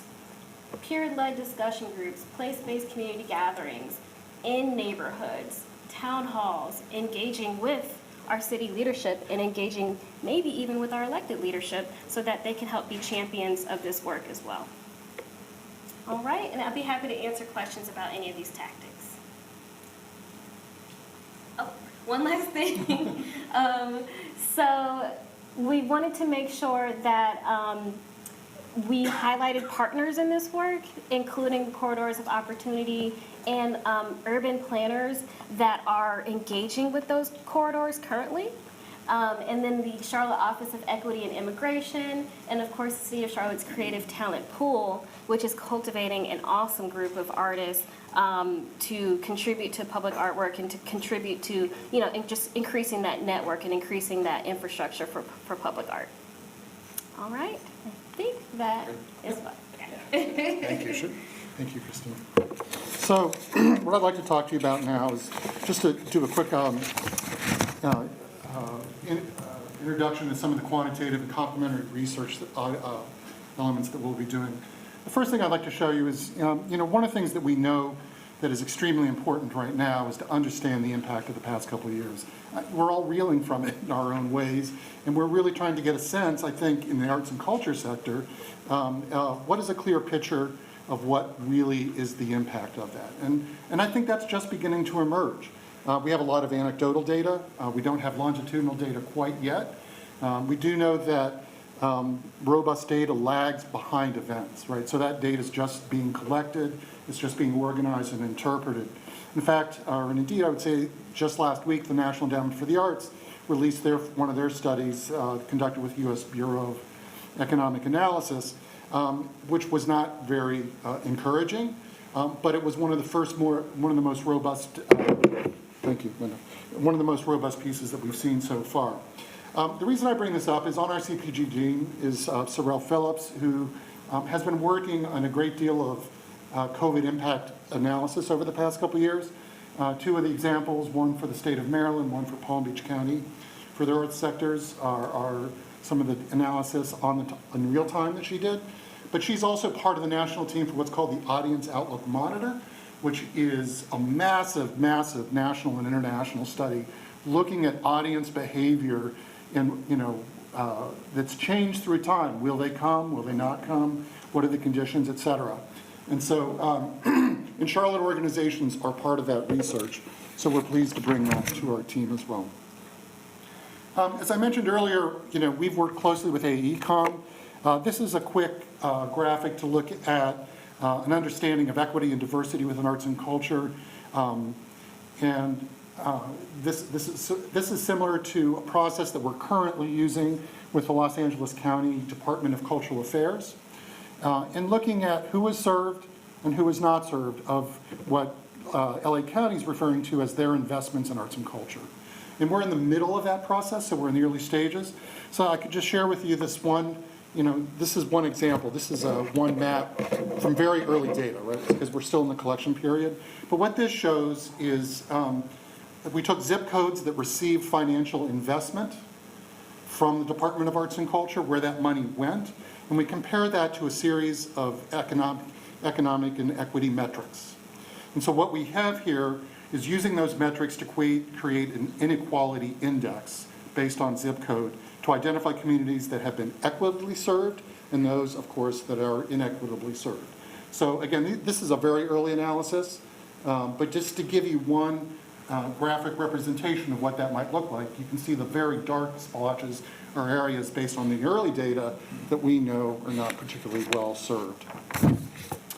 Another part of our data approach, our complement, what we call our complementary and quantitative data and qualitative data to complement qualitative, is we like to use the Creative Vitality Suite in looking at the creative economy. One of your questions was around economic development, and we think that's a key part of, this is a key part of looking at that economic development. The Creative Vitality Suite, this here are 4 snapshots of some data here drawn just this past few days about Charlotte, looking at how you compare to every other county in the United States in terms of your creative economy sector. Sort of looks at industry, it looks at creative industry, creative jobs, creative workers. And this is just, looks at the nonprofit sector as well. But this is one of the ways of analyzing the sector beyond the nonprofit and look at the artists, look at the people who are working in the creative sector, understand who is working in that sector. There's extensive demographic information in there that we're able to look at. And we can look at who's earning money, who's not, where are the inequities in wages, et cetera. And it's an extremely important and helpful policy tool. So Linda's going to talk about plan development and implementation. We've got a few minutes left. We're still on. We're timing ourselves, so we stay within that 25 minutes, right? So as you can see, we have a pretty comprehensive mixed method that we use in every community, but every community is individual. So we need to be able to customize that with the team, the leadership team, if we're selected for the project. But we find that it's really, really important to have that in order to paint that picture of Charlotte. And it is about implementation. We don't know what that end plan is going to look like, but we do know that it has to be aspirational and it has to be achievable, because we all know that everyone talks about equitable process. And again, I'm emphasizing plan implementation, because when it gets down to doing the hard work and implementing the plan, that's where it falls down a lot. So that's where we really help and support that implementation through implementation workshops and asking the question throughout the process, how do we get there? We understand the current state, we understand where people want to be, but the biggest question is, how do we get there? So the sum of our process, and we're really proud of our process because we've really honed it over years, but we listen and we learn. And many times we ask the client to come and listen and learn with us. We have a number of examples. I'm seeing if I have enough time to talk about one. We did a cultural plan in Greensboro, North Carolina. And their initial goal was to only fund the 5 large institutions. We convinced them to do a community plan. The leadership and council came out and did the community process with us, and they ended up opening an Office of Cultural Affairs and hiring a Chief Creative Economy Officer. So it went from one end of the spectrum to the other because of the community process. So in creating that sense of shared responsibility and making sure that the community owns the plan and that there is political will for implementation. And Martin's going to talk about sustainable funding. Great, thank you. Such a fun. Sorry to those listening to that microphone being moved around. So, sustainable funding and economic development are important questions, and certainly are an important part of thinking about the process. What I'd like to say is that our approach begins actually with historical context. There are no cookie cutters to go into a community and say, this is your sustainable approach. It's something that has to be given context on two levels. One is looking historically, and the other is what emerges throughout the process. So we're well aware of the two ballot measures in 2014 and 2019. That the voters did not approve, right? This was an attempt to go out and look at a form of sustainable funding. And what we know historically, if we look at, and we can study other communities where there have been ballot measures, where there have been voter implementation of those kinds of resources, and they have failed multiple times in other communities, and there are usually reasons for that. And the important thing is to understand what were those reasons. Why would the community not pass those? There are political reasons, and there are community reasons. I don't know what those are. I couldn't say that yet from Charlotte, right? But to us, part of the planning process is to understand what's behind that. That's the historical context. And the other thing I would say is that while that may not be the final outcome in terms of what that being sustainable is to come back and say, yes, do another ballot measure, it may or may not be. But whatever is identified as the sustainable methodologies, it's really about political will, it's about community authorization, and it's about community ownership of saying this is a high priority for us, this is part of our vision, and this is where we want to go. So while I can give you lots of examples of sustainable methods around the country, which one is right for Charlotte would be remiss for me to say that because we don't have the basis to know that. That, to us, is really what the planning process is. You had asked us questions about the project budget. We gave you what we hope was a great deal of detail. We like, it's a core value of ours to be as transparent as possible. This is how we construct our process. This is how we see it coming together. It's a point of departure, as I mentioned earlier, and it's an imperative to us that there's an iterative process so that we have a general sense of the resources and we can work within that.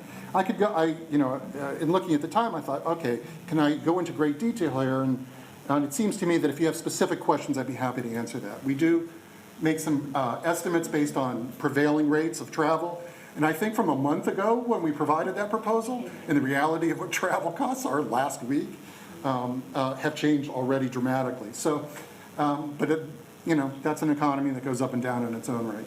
Our estimates of time and deliverables are there for each element, and again, we know that that's fungible, that we move time around, we may do more site visits, be on the ground more, and move research pieces around, et cetera. There are some options provided and some estimates of what those elements would cost, including a statistically valid survey, et cetera, and we'd be happy to talk about those. So we want to be mindful of time, and it's more important to us to have the conversation with you. According to our clock, we have 2 minutes left of our 25. So I yield it to the members of the committee to be able to have a conversation. So we'd love to hear your questions and be a little more specific on any of the elements. And Thank you very much. Really appreciate it. One of the things that we discuss is this whole idea of arts and culture governance, and how do you figure out, should it be governed? How should it be governed if it should be governed? What experience do you have in that area in terms of going into the community, talking to the community, and figuring out, okay, how do I structure this arts and culture, or should I structure it? So, is that if I start with that? Yeah, you go ahead. So I actually think that's the heart of in a sense, that's the heart of the planning process. And I guess I would go to say, you don't govern arts and culture, right? You support arts and culture. And what you do is look at what is the city's function to say, how do we nurture this and make this a core part of the municipal role in our community? So it's not and I would say this, by the way, that, and I'm not sure if she's listening in, Margie Reese, who's on our team, is specifically on the team because she has extensive experience in designing city functions around arts and culture in large agencies. She ran the Dallas Office of Arts and Culture. She ran the City of Los Angeles Department of Cultural Affairs. She's run many others. She started agencies for cities. She's advised many cities. And in our conversations with Margie about coming onto the team, knowing that you're starting a new city function about, who can we bring that would provide that kind of deep expertise, experience, and knowledge.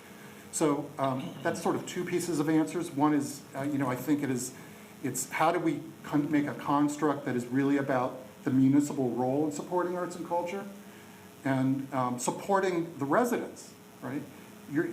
It's a government function, so you're actually, is it supporting arts and culture or is it supporting the residents? We believe the beneficiary are the people who are paying the taxes, right? Because you're providing a municipal service, but the arts are the delivery of that service, and the arts sector and the creative economy are the delivery of that service. And I would just add to that, a couple of examples. I talked about Greensboro, and that was through really long, intentional conversations with the city, with the arts organizations. Where does it fit? Should it be in Parks and Rec? Should it be in community services? Should it be a standalone? Greensboro was a standalone. Some other communities, such as Healdsburg, California, they decided that it would be part of community services. But again, it really had to be conversations with city leadership and how it fits and is customized to that city government, and then also how the community arts organizations engage with the city. I'd just like to add one more thing, because we want to get more time for questions, but, certainly there's significant shifts happening here in Charlotte. We mentioned this in our cover letter in the proposal to you, and Charlotte's been watched for many years. It was looked at as one of the 2 or 3 premier cities. There's a workplace giving program. It's unified corporate support, and it was often compared to Cincinnati, which has also a very strong workplace and very similar kind of corporate structure. And we know that's changing. It's changing across the country. So it's really about how does that shift move to a municipal function, and I think that's also embedded in that question. I don't think there's a simple answer to that, but I think that's part of the planning process. Thank you. Can you, thank you so much for your time today. Can you give us a little bit of more color around, obviously the impact of the arts on our economy is important to us as a community, but we are also a community that is very lacking in upper mobility status. So how do you see the arts and investment in the arts as well as employment in the arts really contributing to improving both of those? So I'll start. I think there are several different pieces to that. Overall, we often look at the arts from a quantitative standpoint, right? What is the economic impact of it in the and we often do that through the nonprofit sector. So if we were to go back to those slides, what we know is that you have a nonprofit sector that has about $172 million a year in collective revenue, and there's a lot of research out there that looks at what are the multipliers of that effect and how many people does that employ, what does that bring back in taxes, and we can use all those tools and methods. But when it comes down to it, what we want to look at is who, as I talked about in the creative economy, we like to use that information to understand who is working in the sector, who is not working in the sector. Are we developing policies and programs, and as part of our economic development approach, are we making sure that we're looking at how we're giving opportunity to those who don't have opportunities? It gets away from the only function of a municipal agency being around the nonprofit sector to more broadly look at that economic development piece, not just the economic impact, but from that economic development piece. So I think that gets to what you're asking. Yeah, CPG, we do a lot of work as sub-consultants for general plans with large urban firms, AECOM being one of them, and some in California. And they're always looking at that, right? And what we always look at the arts and the nonprofit and the for-profit creative sectors together. because they can both support each other. We're doing a general plan in Culver City, California. Culver City is like the highest on the CVI index of any city per capita, creative sector employees per capita than anywhere in the nation. There's only like 12,000 residents there. But one of their advantages is that the for-profit sector really helps to support the nonprofit sector, artists and creatives. And it gives you kind of that fuller picture of artists are small businesses, right? Artists are individual small businesses. And then you've got the creatives that might work in large firms, but also have their small for-profit businesses. So it's really kind of looking at that bigger picture and then understanding the intersections and how they can interconnect and support each other. Thank you very much. So we also have a county, Mecklenburg County, who, and we have an Arts and Science Council, which I'm sure you're aware because you have actually done a lot of research, I could tell, in your proposal.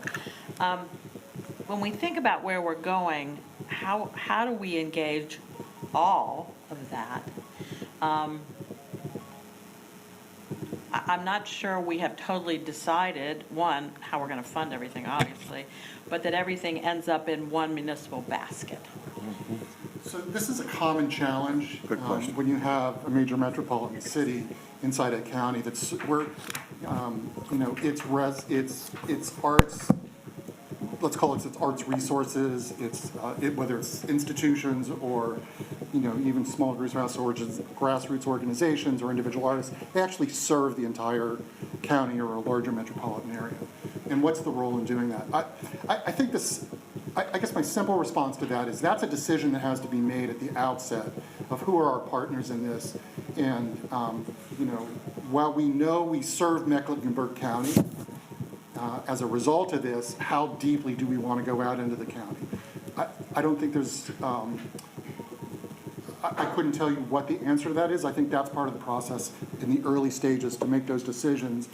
And if others are partnering on that, we're looking at in other communities where counties are partnering with cities and helping make that happen. So if that's a possibility, that's certainly something to explore. This follow-up question, if I may. In the cultural plans that you've come up with in the past, are there any examples that did not lead to it ending up being all handled by a municipality? Are there examples of cultural plans that you've done that was not the outcome? So, City of Sacramento, that was the city-county plan. So we went into it doing engagement throughout the county and the city. At the end of the process, they decided that they did not necessarily want to put all of their arts funding and support in one basket. So they ended up doing kind of separate plans. But that came out because of a much clearer view and through that lens of what works and what doesn't work for the city of Sacramento and county. Moment of silence for what happened there last week, speaking of Sacramento. But that's one example, and we do Kansas City was another complex three-county. So in Kansas City, we did both the city of Kansas City, we did a cultural plan for their Office of Arts and Culture, but they're actually a 5-county region. And more complicated because it's in 2 states, right? They're half the cities in Kansas and half of it's in Missouri. And so we had multiple jurisdictions in a metropolitan-wide, and they ended up, it all focused on a quasi-governmental nonprofit, essentially, and that was the decision that was made there. But the city of Kansas City maintained their Office of Arts and Culture as a separate function with very specific roles and responsibilities.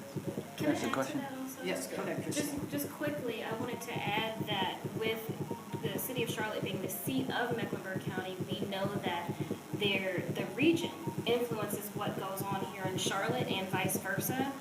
So I think that having countywide engagement could be a part of the engagement process, and what we learn through that process could lead to the decision making. So we're looking at the data, we're looking at economic influence and impact, and so that could be a part of this engagement process, is bringing in those northern towns and the southern towns into this process, but it doesn't that decision point at the end of the day could lead to a municipal governance. Go ahead, Nick. So we as a board have a tough decision in terms of picking a firm that we think is going to really make a great cultural plan for our community. I would ask you, what is the one thing or two things that you would say sets your firm apart from these other great proposals and ideas that we've heard? Well, I would say, as I said before, we're really proud, number one, of the process and the foundation. And having Christine as a partner and having Mariama and Margie Reese and Sean Tapia with AECOM's Ralph Phillips.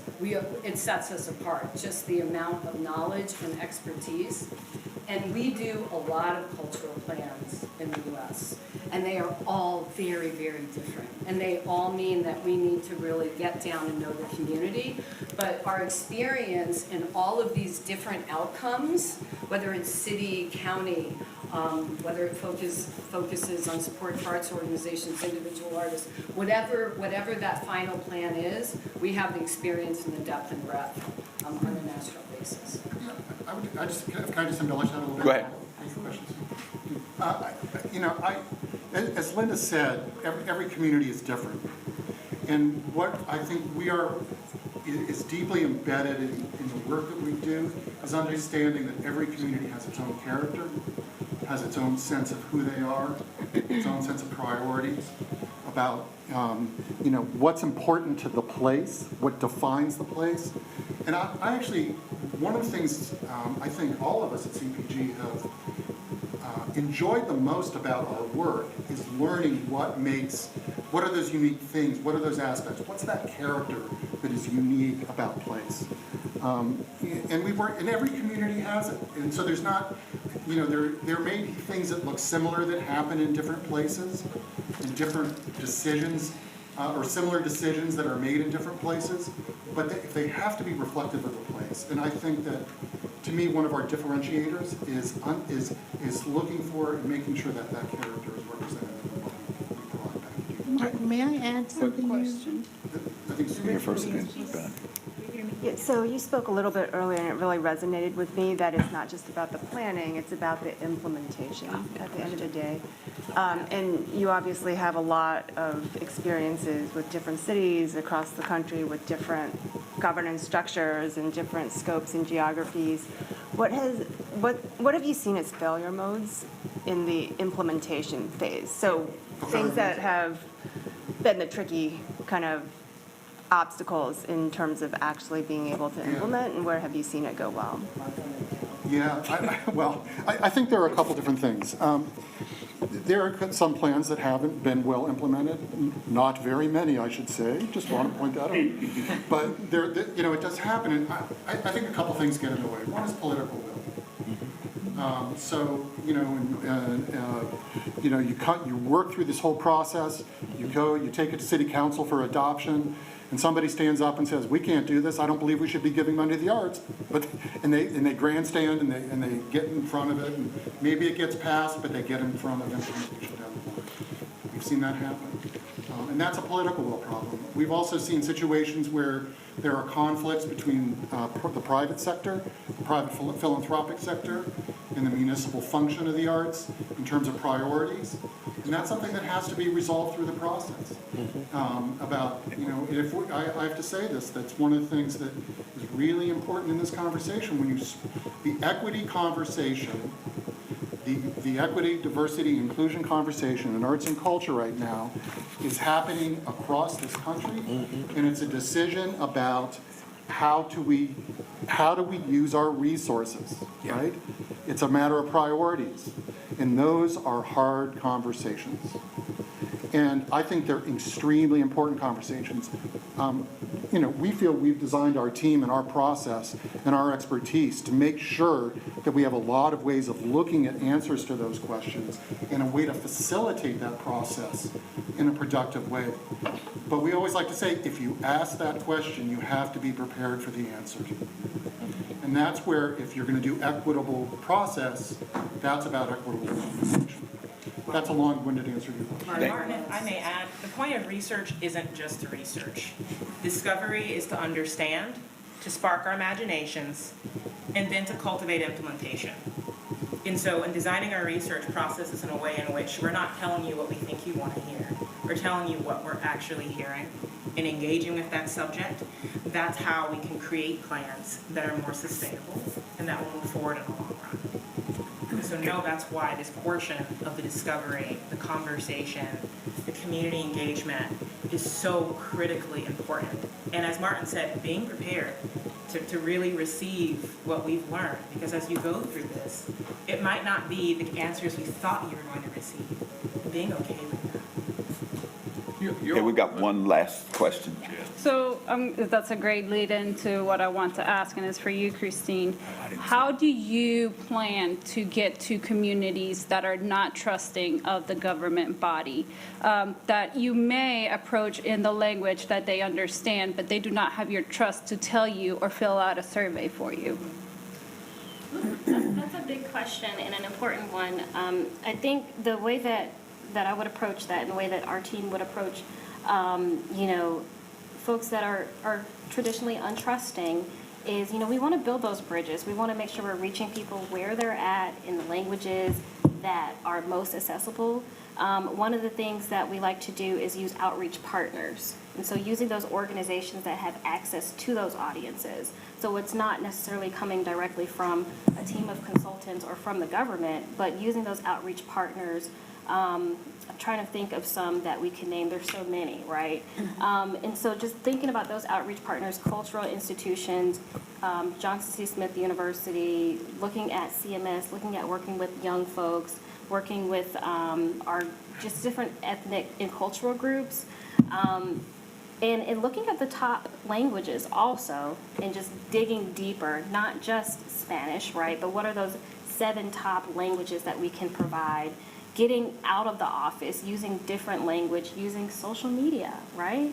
Also using social media analytics so that we can see where the gaps are, because that is somehow how some people want to be engaged, is through social media and through technology. So that's how I would approach it. I think there are definitely other ways. Again, outreach partners, so that it's not coming from our mouth, but rather our partners are helping us do that. Number 2, go deeper when it comes to language access. And number 3, using technology and using social media to our advantage to reach folks where we see gaps.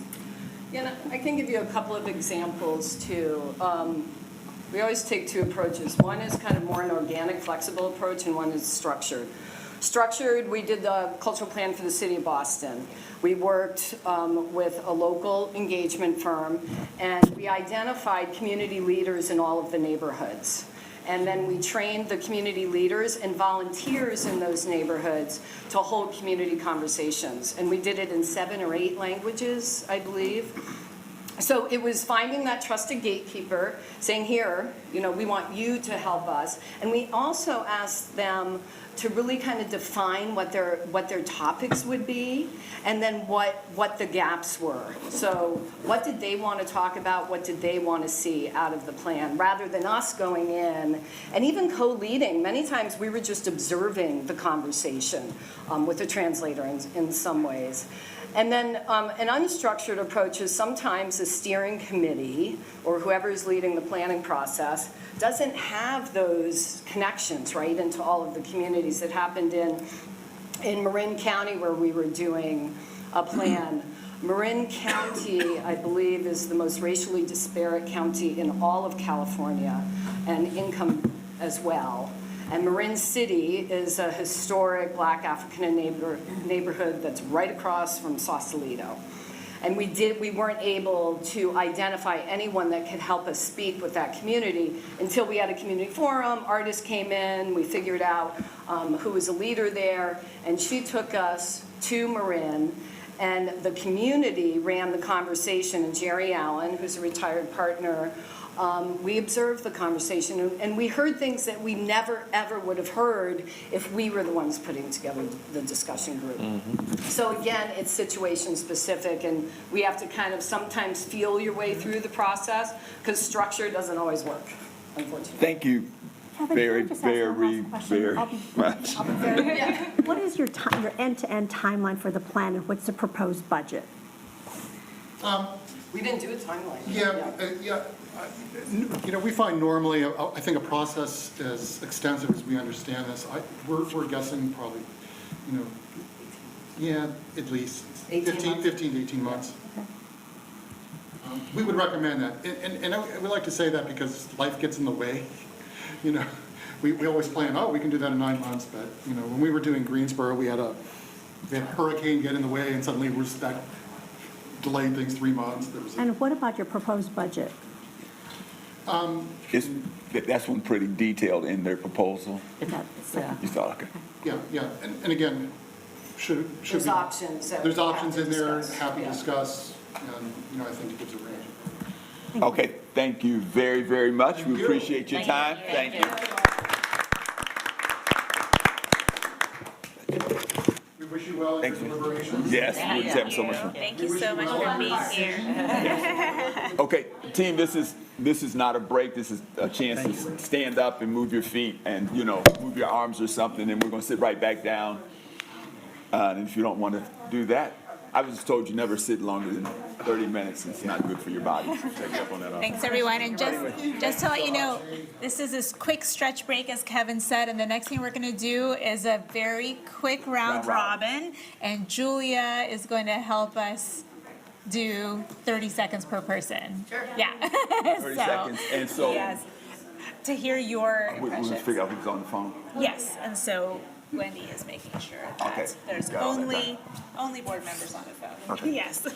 So I'm gonna, That's right, we can get rid of this now. we'll go, we'll basically just go to We're still going to take Does anybody have parking? Yes. Parking, yeah. Think we'll all do. It's on the screen, live stream. The parking. Thank you. You got the power. Oh, you already did. Thanks. I'm sorry. One more. Stuck there. Here you go. Oops. This is Cindy had it. Did you do Cindy's already? Okay, I can't touch that. Okay. Sue, how are you? And Sue, who are you with? I'm with Honeywell. Okay, great. So how we're going to do this round robin is going to be 30 seconds. The whole idea is just to get your input, your thoughts based on what occurred. Grace, we'll go ahead and start with you when everybody comes back. We'll start with you. And hopefully, I don't know if we're going to get to the rest of the agenda, but we're going to try to, because we've got to be out of this room at 11 o'clock. It's a hard stop. Can everyone see this? Oh, I love it. This is why being in person is so great. Yeah. Technology. Let's get a metronome. This is everyone's, so everyone knows. Dun, dun, dun. That's the thing, just put the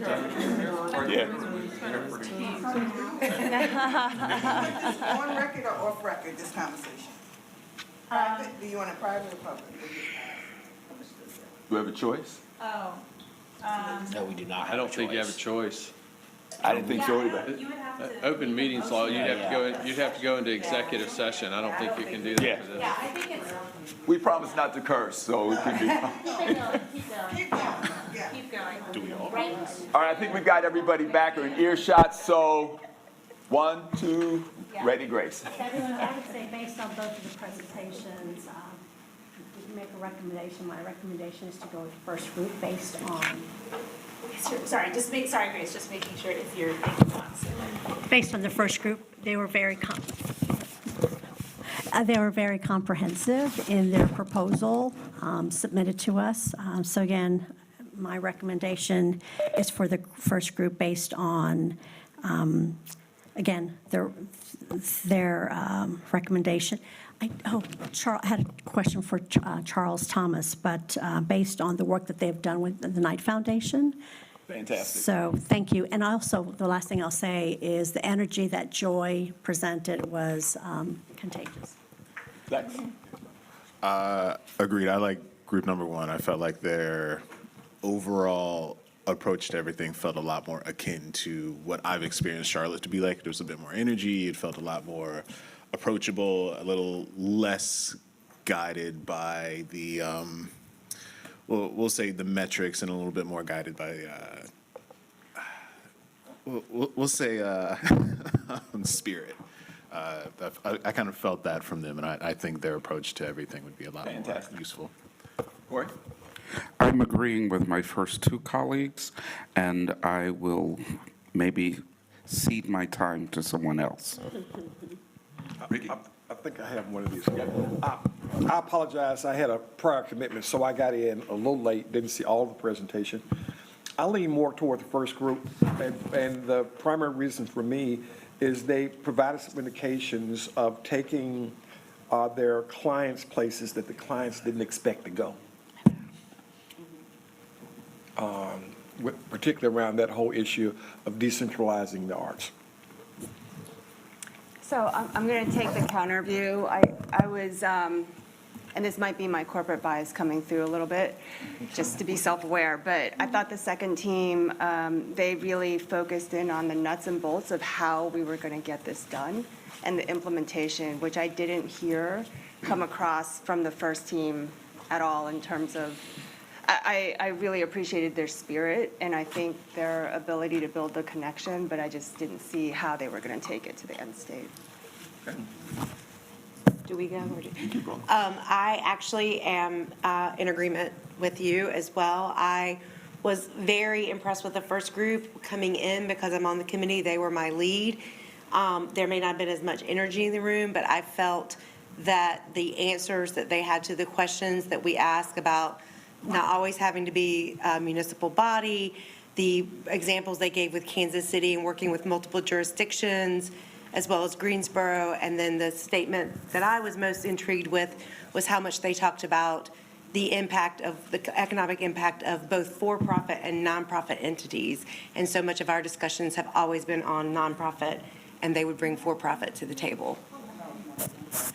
Okay, I was taught, so yeah, I like the way y'all made quick decisions. I'm impressed. I have not made a quick decision. I came in with one thought, but just to put the two together, I looked at the first proposal as being, and I hope I don't insult anybody, more creative, and the second proposal would be more corporate. Now, my background is corporate, so that's not bad, but I'm struggling with the two because I see that difference, and I got to think more on it. I like Kevin, I'm not sure yet. I saw Joy as one of the best salesmen that came in the room. I saw the second team as having more of the things that I had put down as important to me personally. One was the data and how they got it. I think their outreach plan had more depth to it. I like that they had, obviously both teams had the same external consultant on that, but they also had somebody here on the ground. I thought their implementation plan and how they talked about that as an important piece of how they did the plan made sense to me. And that they, I don't know, I like Kevin. I saw depth of the how, the process, and as somebody who used to design processes for civic engagement, I felt a comfort level there. So I'm still not sure. Margo? Yes. Okay. I'm not going to vote right away, but I am going to make a suggestion. Is that fair? So in my 30 seconds, here's what I suggest. I think that Lord is way more relatable to the diverse communities that we have across all of Charlotte.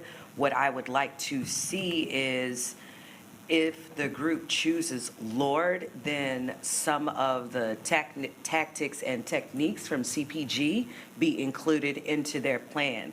I think that they would be better for how this city is developing. I think CPG is strictly corporate. They very much so understand it, but they did not reference any amount of towns that I see a reflection of Charlotte and Charlotte's majority BIPOC not organizations, but communities Like, we got to start addressing all of the diverse communities that are here. That's it. Okay, thank you. I also don't necessarily have a choice because the first one, they were very energetic and they, yeah, great salesman. But with that said, I didn't feel that it was thorough enough for my liking. I like to be told how things are going to get done, not that they just are going to get done. Give me some idea of how that's going to happen. So that I like the second group for that specific thing. To Carla's point, they seem more relatable to our diverse communities. But with that, it's hard to tell just exactly how they're going to do it. Okay. Thank you.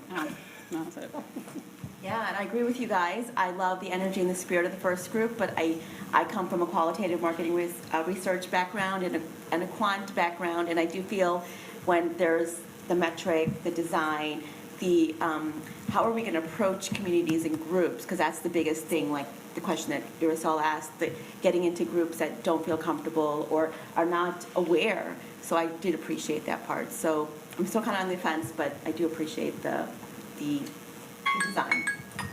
Nick? All right, Charles. I'm Charles right now. I'm reading his notes. Okay. He said that Lord was highly relational and conversational. He believes they'll connect well on community engagement. He'd like to hear more about their data and from their data member.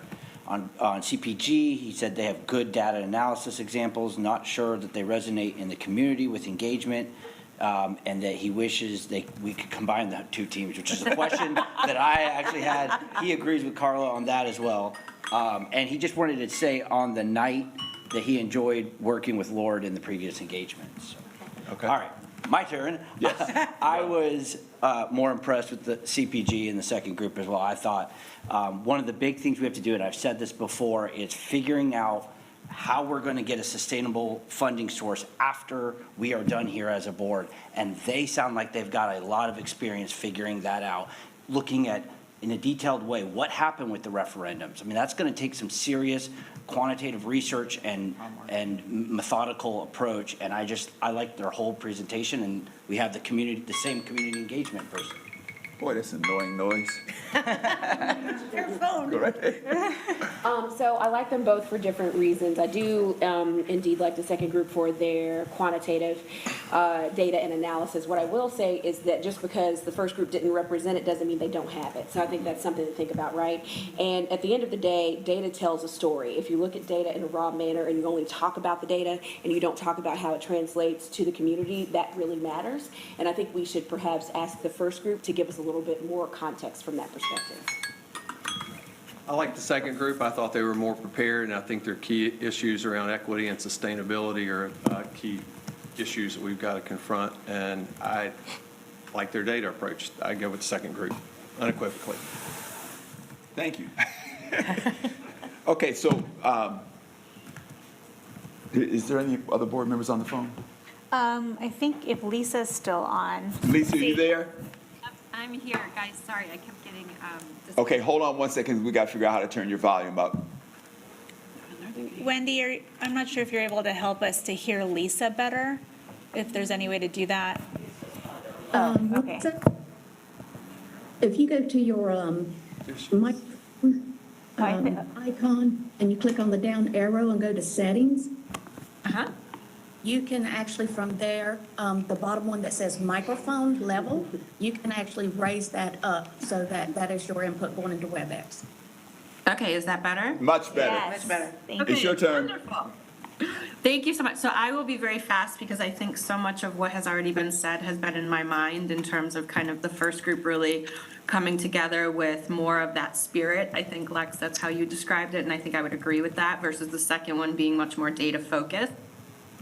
I think just my experience with respect to, being in agency pitches, and sometimes like the sparkly one, it gets the attention versus what's really behind it. So I think asking them for more of like, how do they approach it from a data point of view would be helpful. But I do think that there is something to be said about that spirit and really like understanding the community and what we're trying to do here, which appealed to me. And I think also, if I recall from some of their past projects, they worked on some projects for the city of Detroit, and while I wasn't involved in that process, I certainly observed the results from it, having just moved from the Detroit area to Charlotte recently.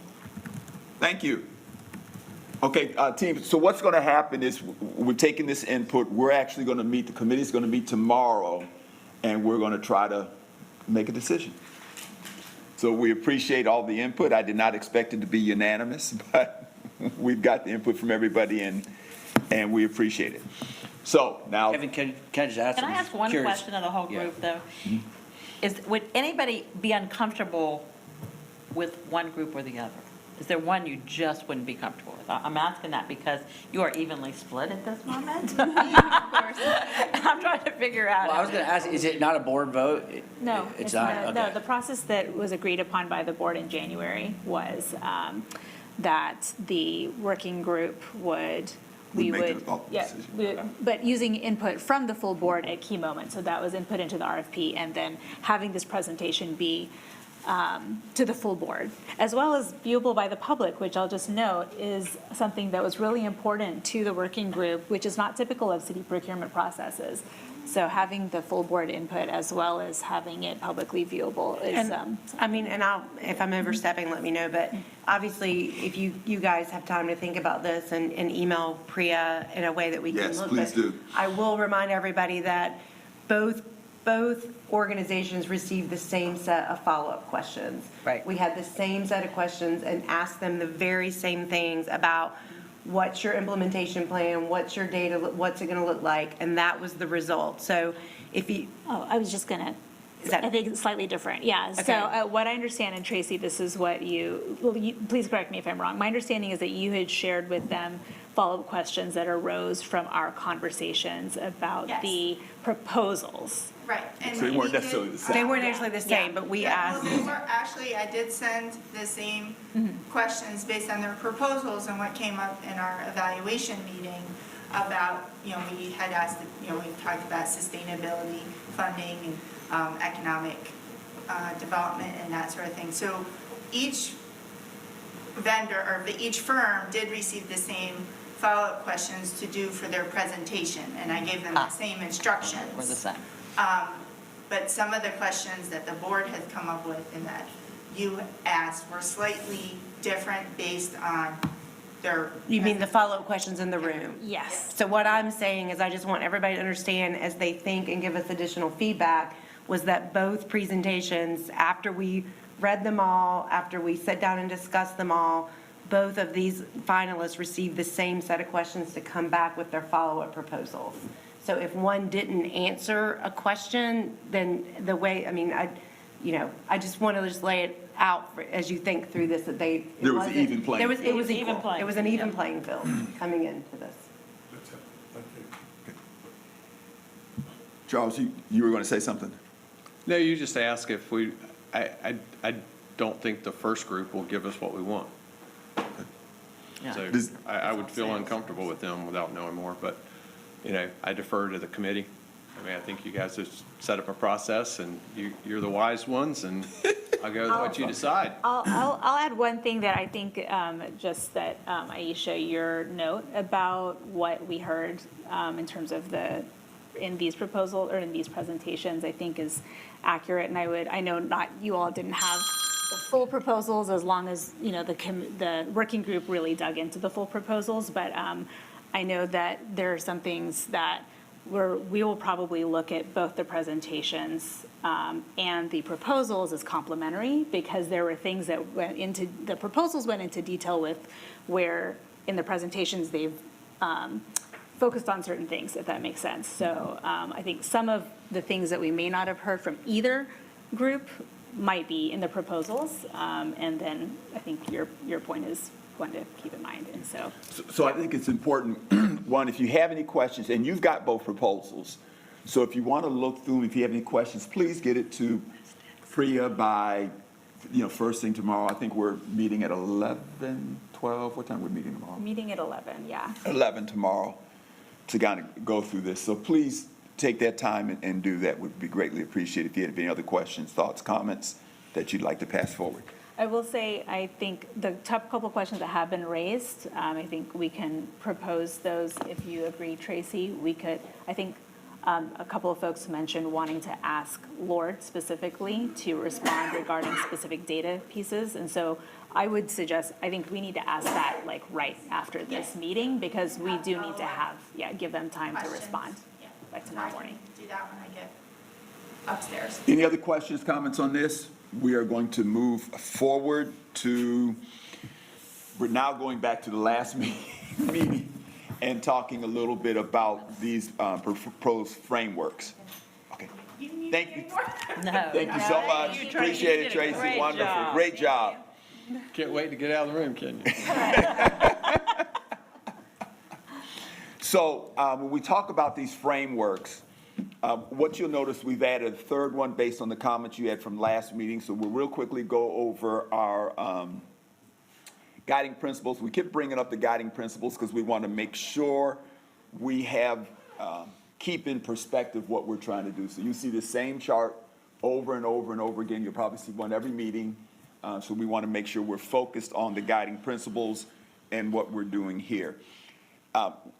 We have 15 minutes. We've got to be out of this room at 11. So depending on how far we go, I don't care. We'll just stop at 11. Okay, so the city doesn't put us in jail or whatever they do. Go past the meeting time. We'll just escort everyone right Oh, they'll over just- to the police. So this is a bit of recap. I'll turn it over to Priya, I think. Yeah, that's right. Thanks, Kevin.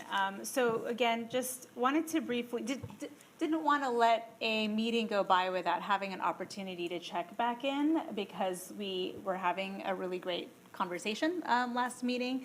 And so we just wanted to have an opportunity to chat a little bit further about that. Just as a refresher, this slide and the next one are the ones that you saw presented last meeting and that we did have some conversation about.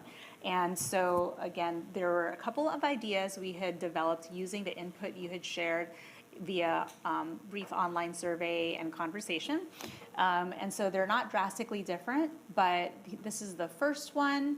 And you can see in this version, I would say the couple of things I'd point out is in the second bucket is where that is for general operating and unrestricted grants to organizations. And you'll see the collaboration piece noted sort of within that in terms of options to either require or incentivize some of the largest groups to do that, because that's something we've heard a lot of conversation about amongst the board over the last several meetings, last couple of months, really.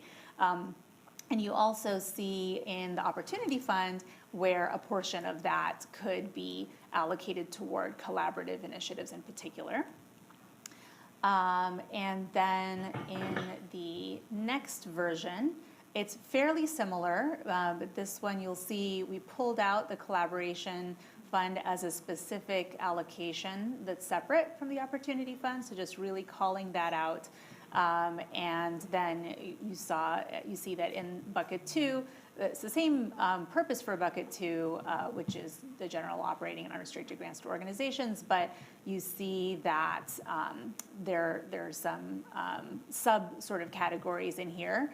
One thing that I'll go ahead and share, the next slide is one where we thought last time, based on the conversation, if you had a chance to take a look at the meeting minutes, you saw that we felt like we heard people leaning toward maybe a hybrid of the two ideas, that there were some things people liked about one and some things people liked about another one. And so just as another idea for you all to look at and react to, we tried to just put those together in a very straightforward way based on what we heard. So this is idea 3. And as you can see, it's very similar, but what we kept, it sounded like everyone really liked this collaboration piece being called out or at least we had heard a lot of support for that, so we've kept that. The other thing we heard support for, we thought, was kind of doing away with some of the categories or subcategories from FY '22. So that's what you see in bucket 2. We've taken that piece, we've just taken out those subcategories. And otherwise, it's essentially a lot of, idea 2 with some of the things from idea 1. So I want to also just briefly share back some of the themes, and hopefully you were able to take a look at what was included in the packet. We had a compilation of the questions that we heard from in the discussion last meeting. They were long, as you could see, so we won't go through them here, but wanted to just share some of the things that as we went back through our notes and back through those questions, sounded like standout themes from that conversation. So looking at the big picture, the first couple have to do with sort of the applications and applicants for funding. So looking at the big picture for them, especially an emphasis on financials, on their future plans, and on diversity, equity, inclusion.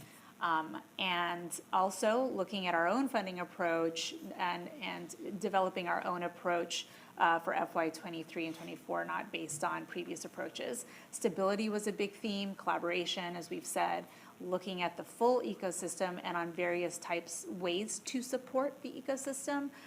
So grants and other methods as well were mentioned, as you saw in some of the questions in the minutes. And then we heard a lot about the paramount importance of the cultural planning process and the plan. And then we also had the question of what is ASC's relationship to the infusion fund was a question. And I also wanted to provide an update that since the last meeting, the city manager's office has received a request from the ASC directly to the city manager's office for funding from the city for general operating grants. And so the city manager's office is seeking to schedule a meeting with ASC leadership to talk about that request. And so we are hoping to be able to have that meeting prior to the next board meeting if possible, and to be able to share back with you an update from that meeting. So that's the kind of most recent thing, and wanted to let you all know that that's since the last conversation. But we would hope to then be able to update you before, returning back to that conversation So with that's a this group. separate request directly to the city manager for operating support for ASC. That's from correct. the ASC. That's correct. As they got last year. Yeah, Right. that's correct. Yeah, I was looking at Oh, confused. I just want to clarify, that's not what they got last year. Right. Yeah, so But they're asking but last year they got a direct. they did not. Last year, they received funds through the infusion fund. Right. Yeah. That's what I and meant, so- that's what I meant, but they asked the city for it initially, last year. Yeah. Correct. Yes, Yes. correct. Correct. Yeah. Okay. They It was did. the same, So- they're following the process they thought they did last year. I saw some. No, that's a little bit different. Yeah. So last year, Yeah. they applied to be a financial partner, which is through our budget process. Right. And they received $800,000 through the infusion fund last year. Right. This year, they did not go through the financial partners process and just sent a letter to the city manager. Okay. So it is not the same process. Is it in our bucket or is So it wait, not? so- I was just gonna ask you, let- who let- gets let to me- make the let me- choice, decision? There's a whole lot of conversations about ASC, and I'm looking at the faces around here. Could I jump in? Since you're the ASC Yeah, representative. since I'm there, see. 8 minutes. How much time? No, less that, we actually still have to have the other conversation. From my vantage point, and I raised this the last time, that there is a lot of confusion around the role of ASC, one, and two, ASC's relationship to the infusion fund. Now, I'm a latecomer to this. Part of what I've seen here is there are certain groups that are getting included in the fund that could apply for funding, but ASC is not included in those groups that could. They're excluded from those groups. However, as I understand, this board has the freedom, if they so chose, to allow ASC to request funding from the infusion fund, but that's not guaranteed. Given that that was not guaranteed, ASC then, understanding that as I now understand it, wrote a letter to the city manager requesting operational funding for this upcoming fiscal year directly from the city budget. So let me step back. Strictly operational funding. Outside of the infusion fund. Let me step back and, because I don't want this whole conversation to be about ASC. So there's a couple of things that are taking place. One is the meeting that was just talked about. The plan is for Cindy and I to be a part of that. Susan Patterson, who's the chair of the Arts and Science Council, our sister, will probably be a part of that as That's well. interesting. Three So we got three Pattersons Pattersons. already, Will be involved in that is the plan.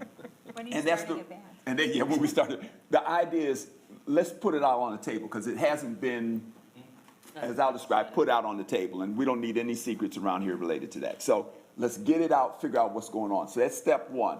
Step two, I think we've had some disagreement, and my dear sister here, we may disagree on some things, but I think it's important that the ASC have an opportunity to explain what they do, what's going on, and do that to this board, so I don't have all the confused faces around us. So that's step two. Step three would be, okay, once the city decides what they're gonna do, once we hear from them, then we'll have a better opportunity to understand if we have a role from a funding perspective, or is it handled someplace else?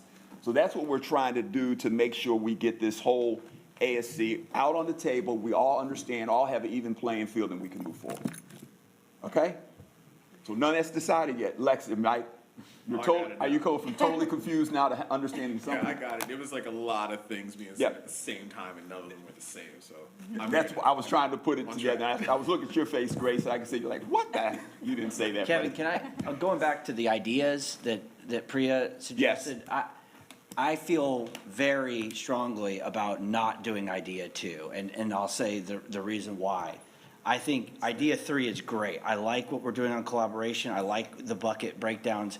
I think we have to move away from, this is how much we're gonna give to Thrive organizations. This is how much we're gonna give to these sub buckets here in bucket 2. I just think, Thrive is over with, first of all. Second of all, what we talked about the last time is that every organization is more than just what a label shows them to be. Right. They're doing things as far as equity, education, learning, sustainability, all these things that I think we were rushed, and I understand why the reasons were for this last time, but for this time, I think we've got to do this the right way for this next fiscal. So I would strongly oppose doing a label approach to bucket 2, and I think idea 3 has it in going in the right direction. I just want to ask one question about that slide. Where is the 800,000 we gave ASC last year? Which of those buckets? It's not in here because At all? we don't know, correct, because we don't have to address the other questions that we were just talking about. Got it. Okay. Totally confused. I So will wait, go with that's not totally correct. So in theory, the $800,000 would be in bucket 2. Right. Well, I'm gonna, kind of. I would just amend that we're not suggesting a certain amount. So what we're saying is. That's not what she was saying. Well, I guess that's what I heard in the 800,000 being I want to know where operating. the 800,000 from last year. So maybe you go back to slide 1. I mean, where did we put that money? Bucket 2. That was bucket No. 1, wasn't it? But No. it's not in here because, right, it's not in here. This is, right, so what's in here is, where we would partner with ASC to distribute. I got it. grants I understand that. I understand For that. administration. Yeah, no, that's, Right. yeah. So let me see if I can answer your question. Because this is 23, so you're correct, it's not in here because we weren't thinking of 23. But if you go back to what we did in 22, Right. it would have come from the operational bucket. That's the only other Right, place it could have exactly. come from. That's my question. I'm Yes. trying to figure it out. In theory. In theory. In theory, it would have come from the operational The bucket. collaboration fund didn't exist. Right. That's Well, collaboration fund wasn't even in. Grants to artists was a little bit less, so we redistributed the money that was given to ASC in a number of other places, so there's. So let me ask a one question. They're replacing. Yeah, 22 was just to the 38 bucket 2 was to the 38 infusion fund recipients for Correct. 22. Correct. We did grant in bucket one to ASC in '22. Yeah, but that's separate money. That's not the money Yeah, we're yeah, talking I know. about. I'm That's just saying. completely separate. That was Prior to buckets, really. Right. Right, Yeah, it was prior to that buckets, it already had been July. done, that's why. So let me ask this, I would love to request that this group get a financial statement of where the $12 million went or didn't, if we carried some over, for 2022, so we can actually Look at see the group numbers. by group Yes. what we did. Because I'm trying to figure this out, and I don't have enough data. Right, if you weren't following prior to our meeting, then it's completely unclear about how those dollars were initially distributed. Got it. That's interesting. Okay, any other comments right now in the 2 minutes we have left? I have a random request, that guiding principles that we put up, is that somewhere on our website when people apply, or, we talked about it? Because Yeah, it's almost like a metric, a rubric, like, this is what we're looking for, please go. So if we're using that, I think it needs to be out to the Yeah, public as we well. actually talked, thank you for raising that. We did, our communications team, actually, we talked about it since the last meeting. I think they're working out how to put it up where we have a lot of words, and so they were looking at where on the website to put it, and just how to put it up there so that it's easy to find, but also I'm not fits there, opposed to so, your communications yeah. people bringing us a skinny down, not losing the context, maybe the highlighted things that we always pull out, I don't know, so that it would be easier for people to even access it, you know what I mean? It is wordy, I agree. It's just such a vital thing, and it's such a core, value of what we're doing. Yeah. Any other? Yes, the committee is going to have a chance to ask more questions to the two groups that came today? We're going to ask the specific questions to Lord. Lord, do you have other that questions? were requested today, yeah. Okay. Because If you have questions, tomorrow send them to is us. when we're Yeah. planning to meet to use the input from today to make the decision. Because, could you ask both groups what in the past, what they have done so that equity and inclusion is not a box that gets checked? And how they do that in a plan? Yeah, that'd be great to have from both groups, I think it's unfair to. Anything else? We had some other charts which we're not going to go over because I can't advance them. Keep going. Keep going. Okay, next steps, you can see that real quickly, Yeah, but yeah, we've yeah, talked got about the next steps. Next one? Yeah. Let's just say thank So you. the next is a thank you, but I will just say, this is just to note that we have a lot to get done in the Yes. next few months. And you'll see the blue is the rest of this FY '22 funding process. The coral color is the FY '23 process. And so that you'll see, we really do, we hope to come back and confirm in our next meeting the funding framework, because especially we will need to get guidance and a confirmation of what we're going to do on the general operating piece, because that will constitute the largest, amount of the FY '23 funding. And that's the piece where we as a staff need to start implementing things fairly quickly after that, so that organizations can receive funding early in the fiscal year. And we're out of time. Okay. Yes. Great. I guess we have to move to adjourn the meeting. Move to adjourn the meeting? I move. Oh, I can't move, so. I move to adjourn the meeting. Second. All in favor, signify by saying aye. Aye. Opposed? Thank you, everyone. Thank you.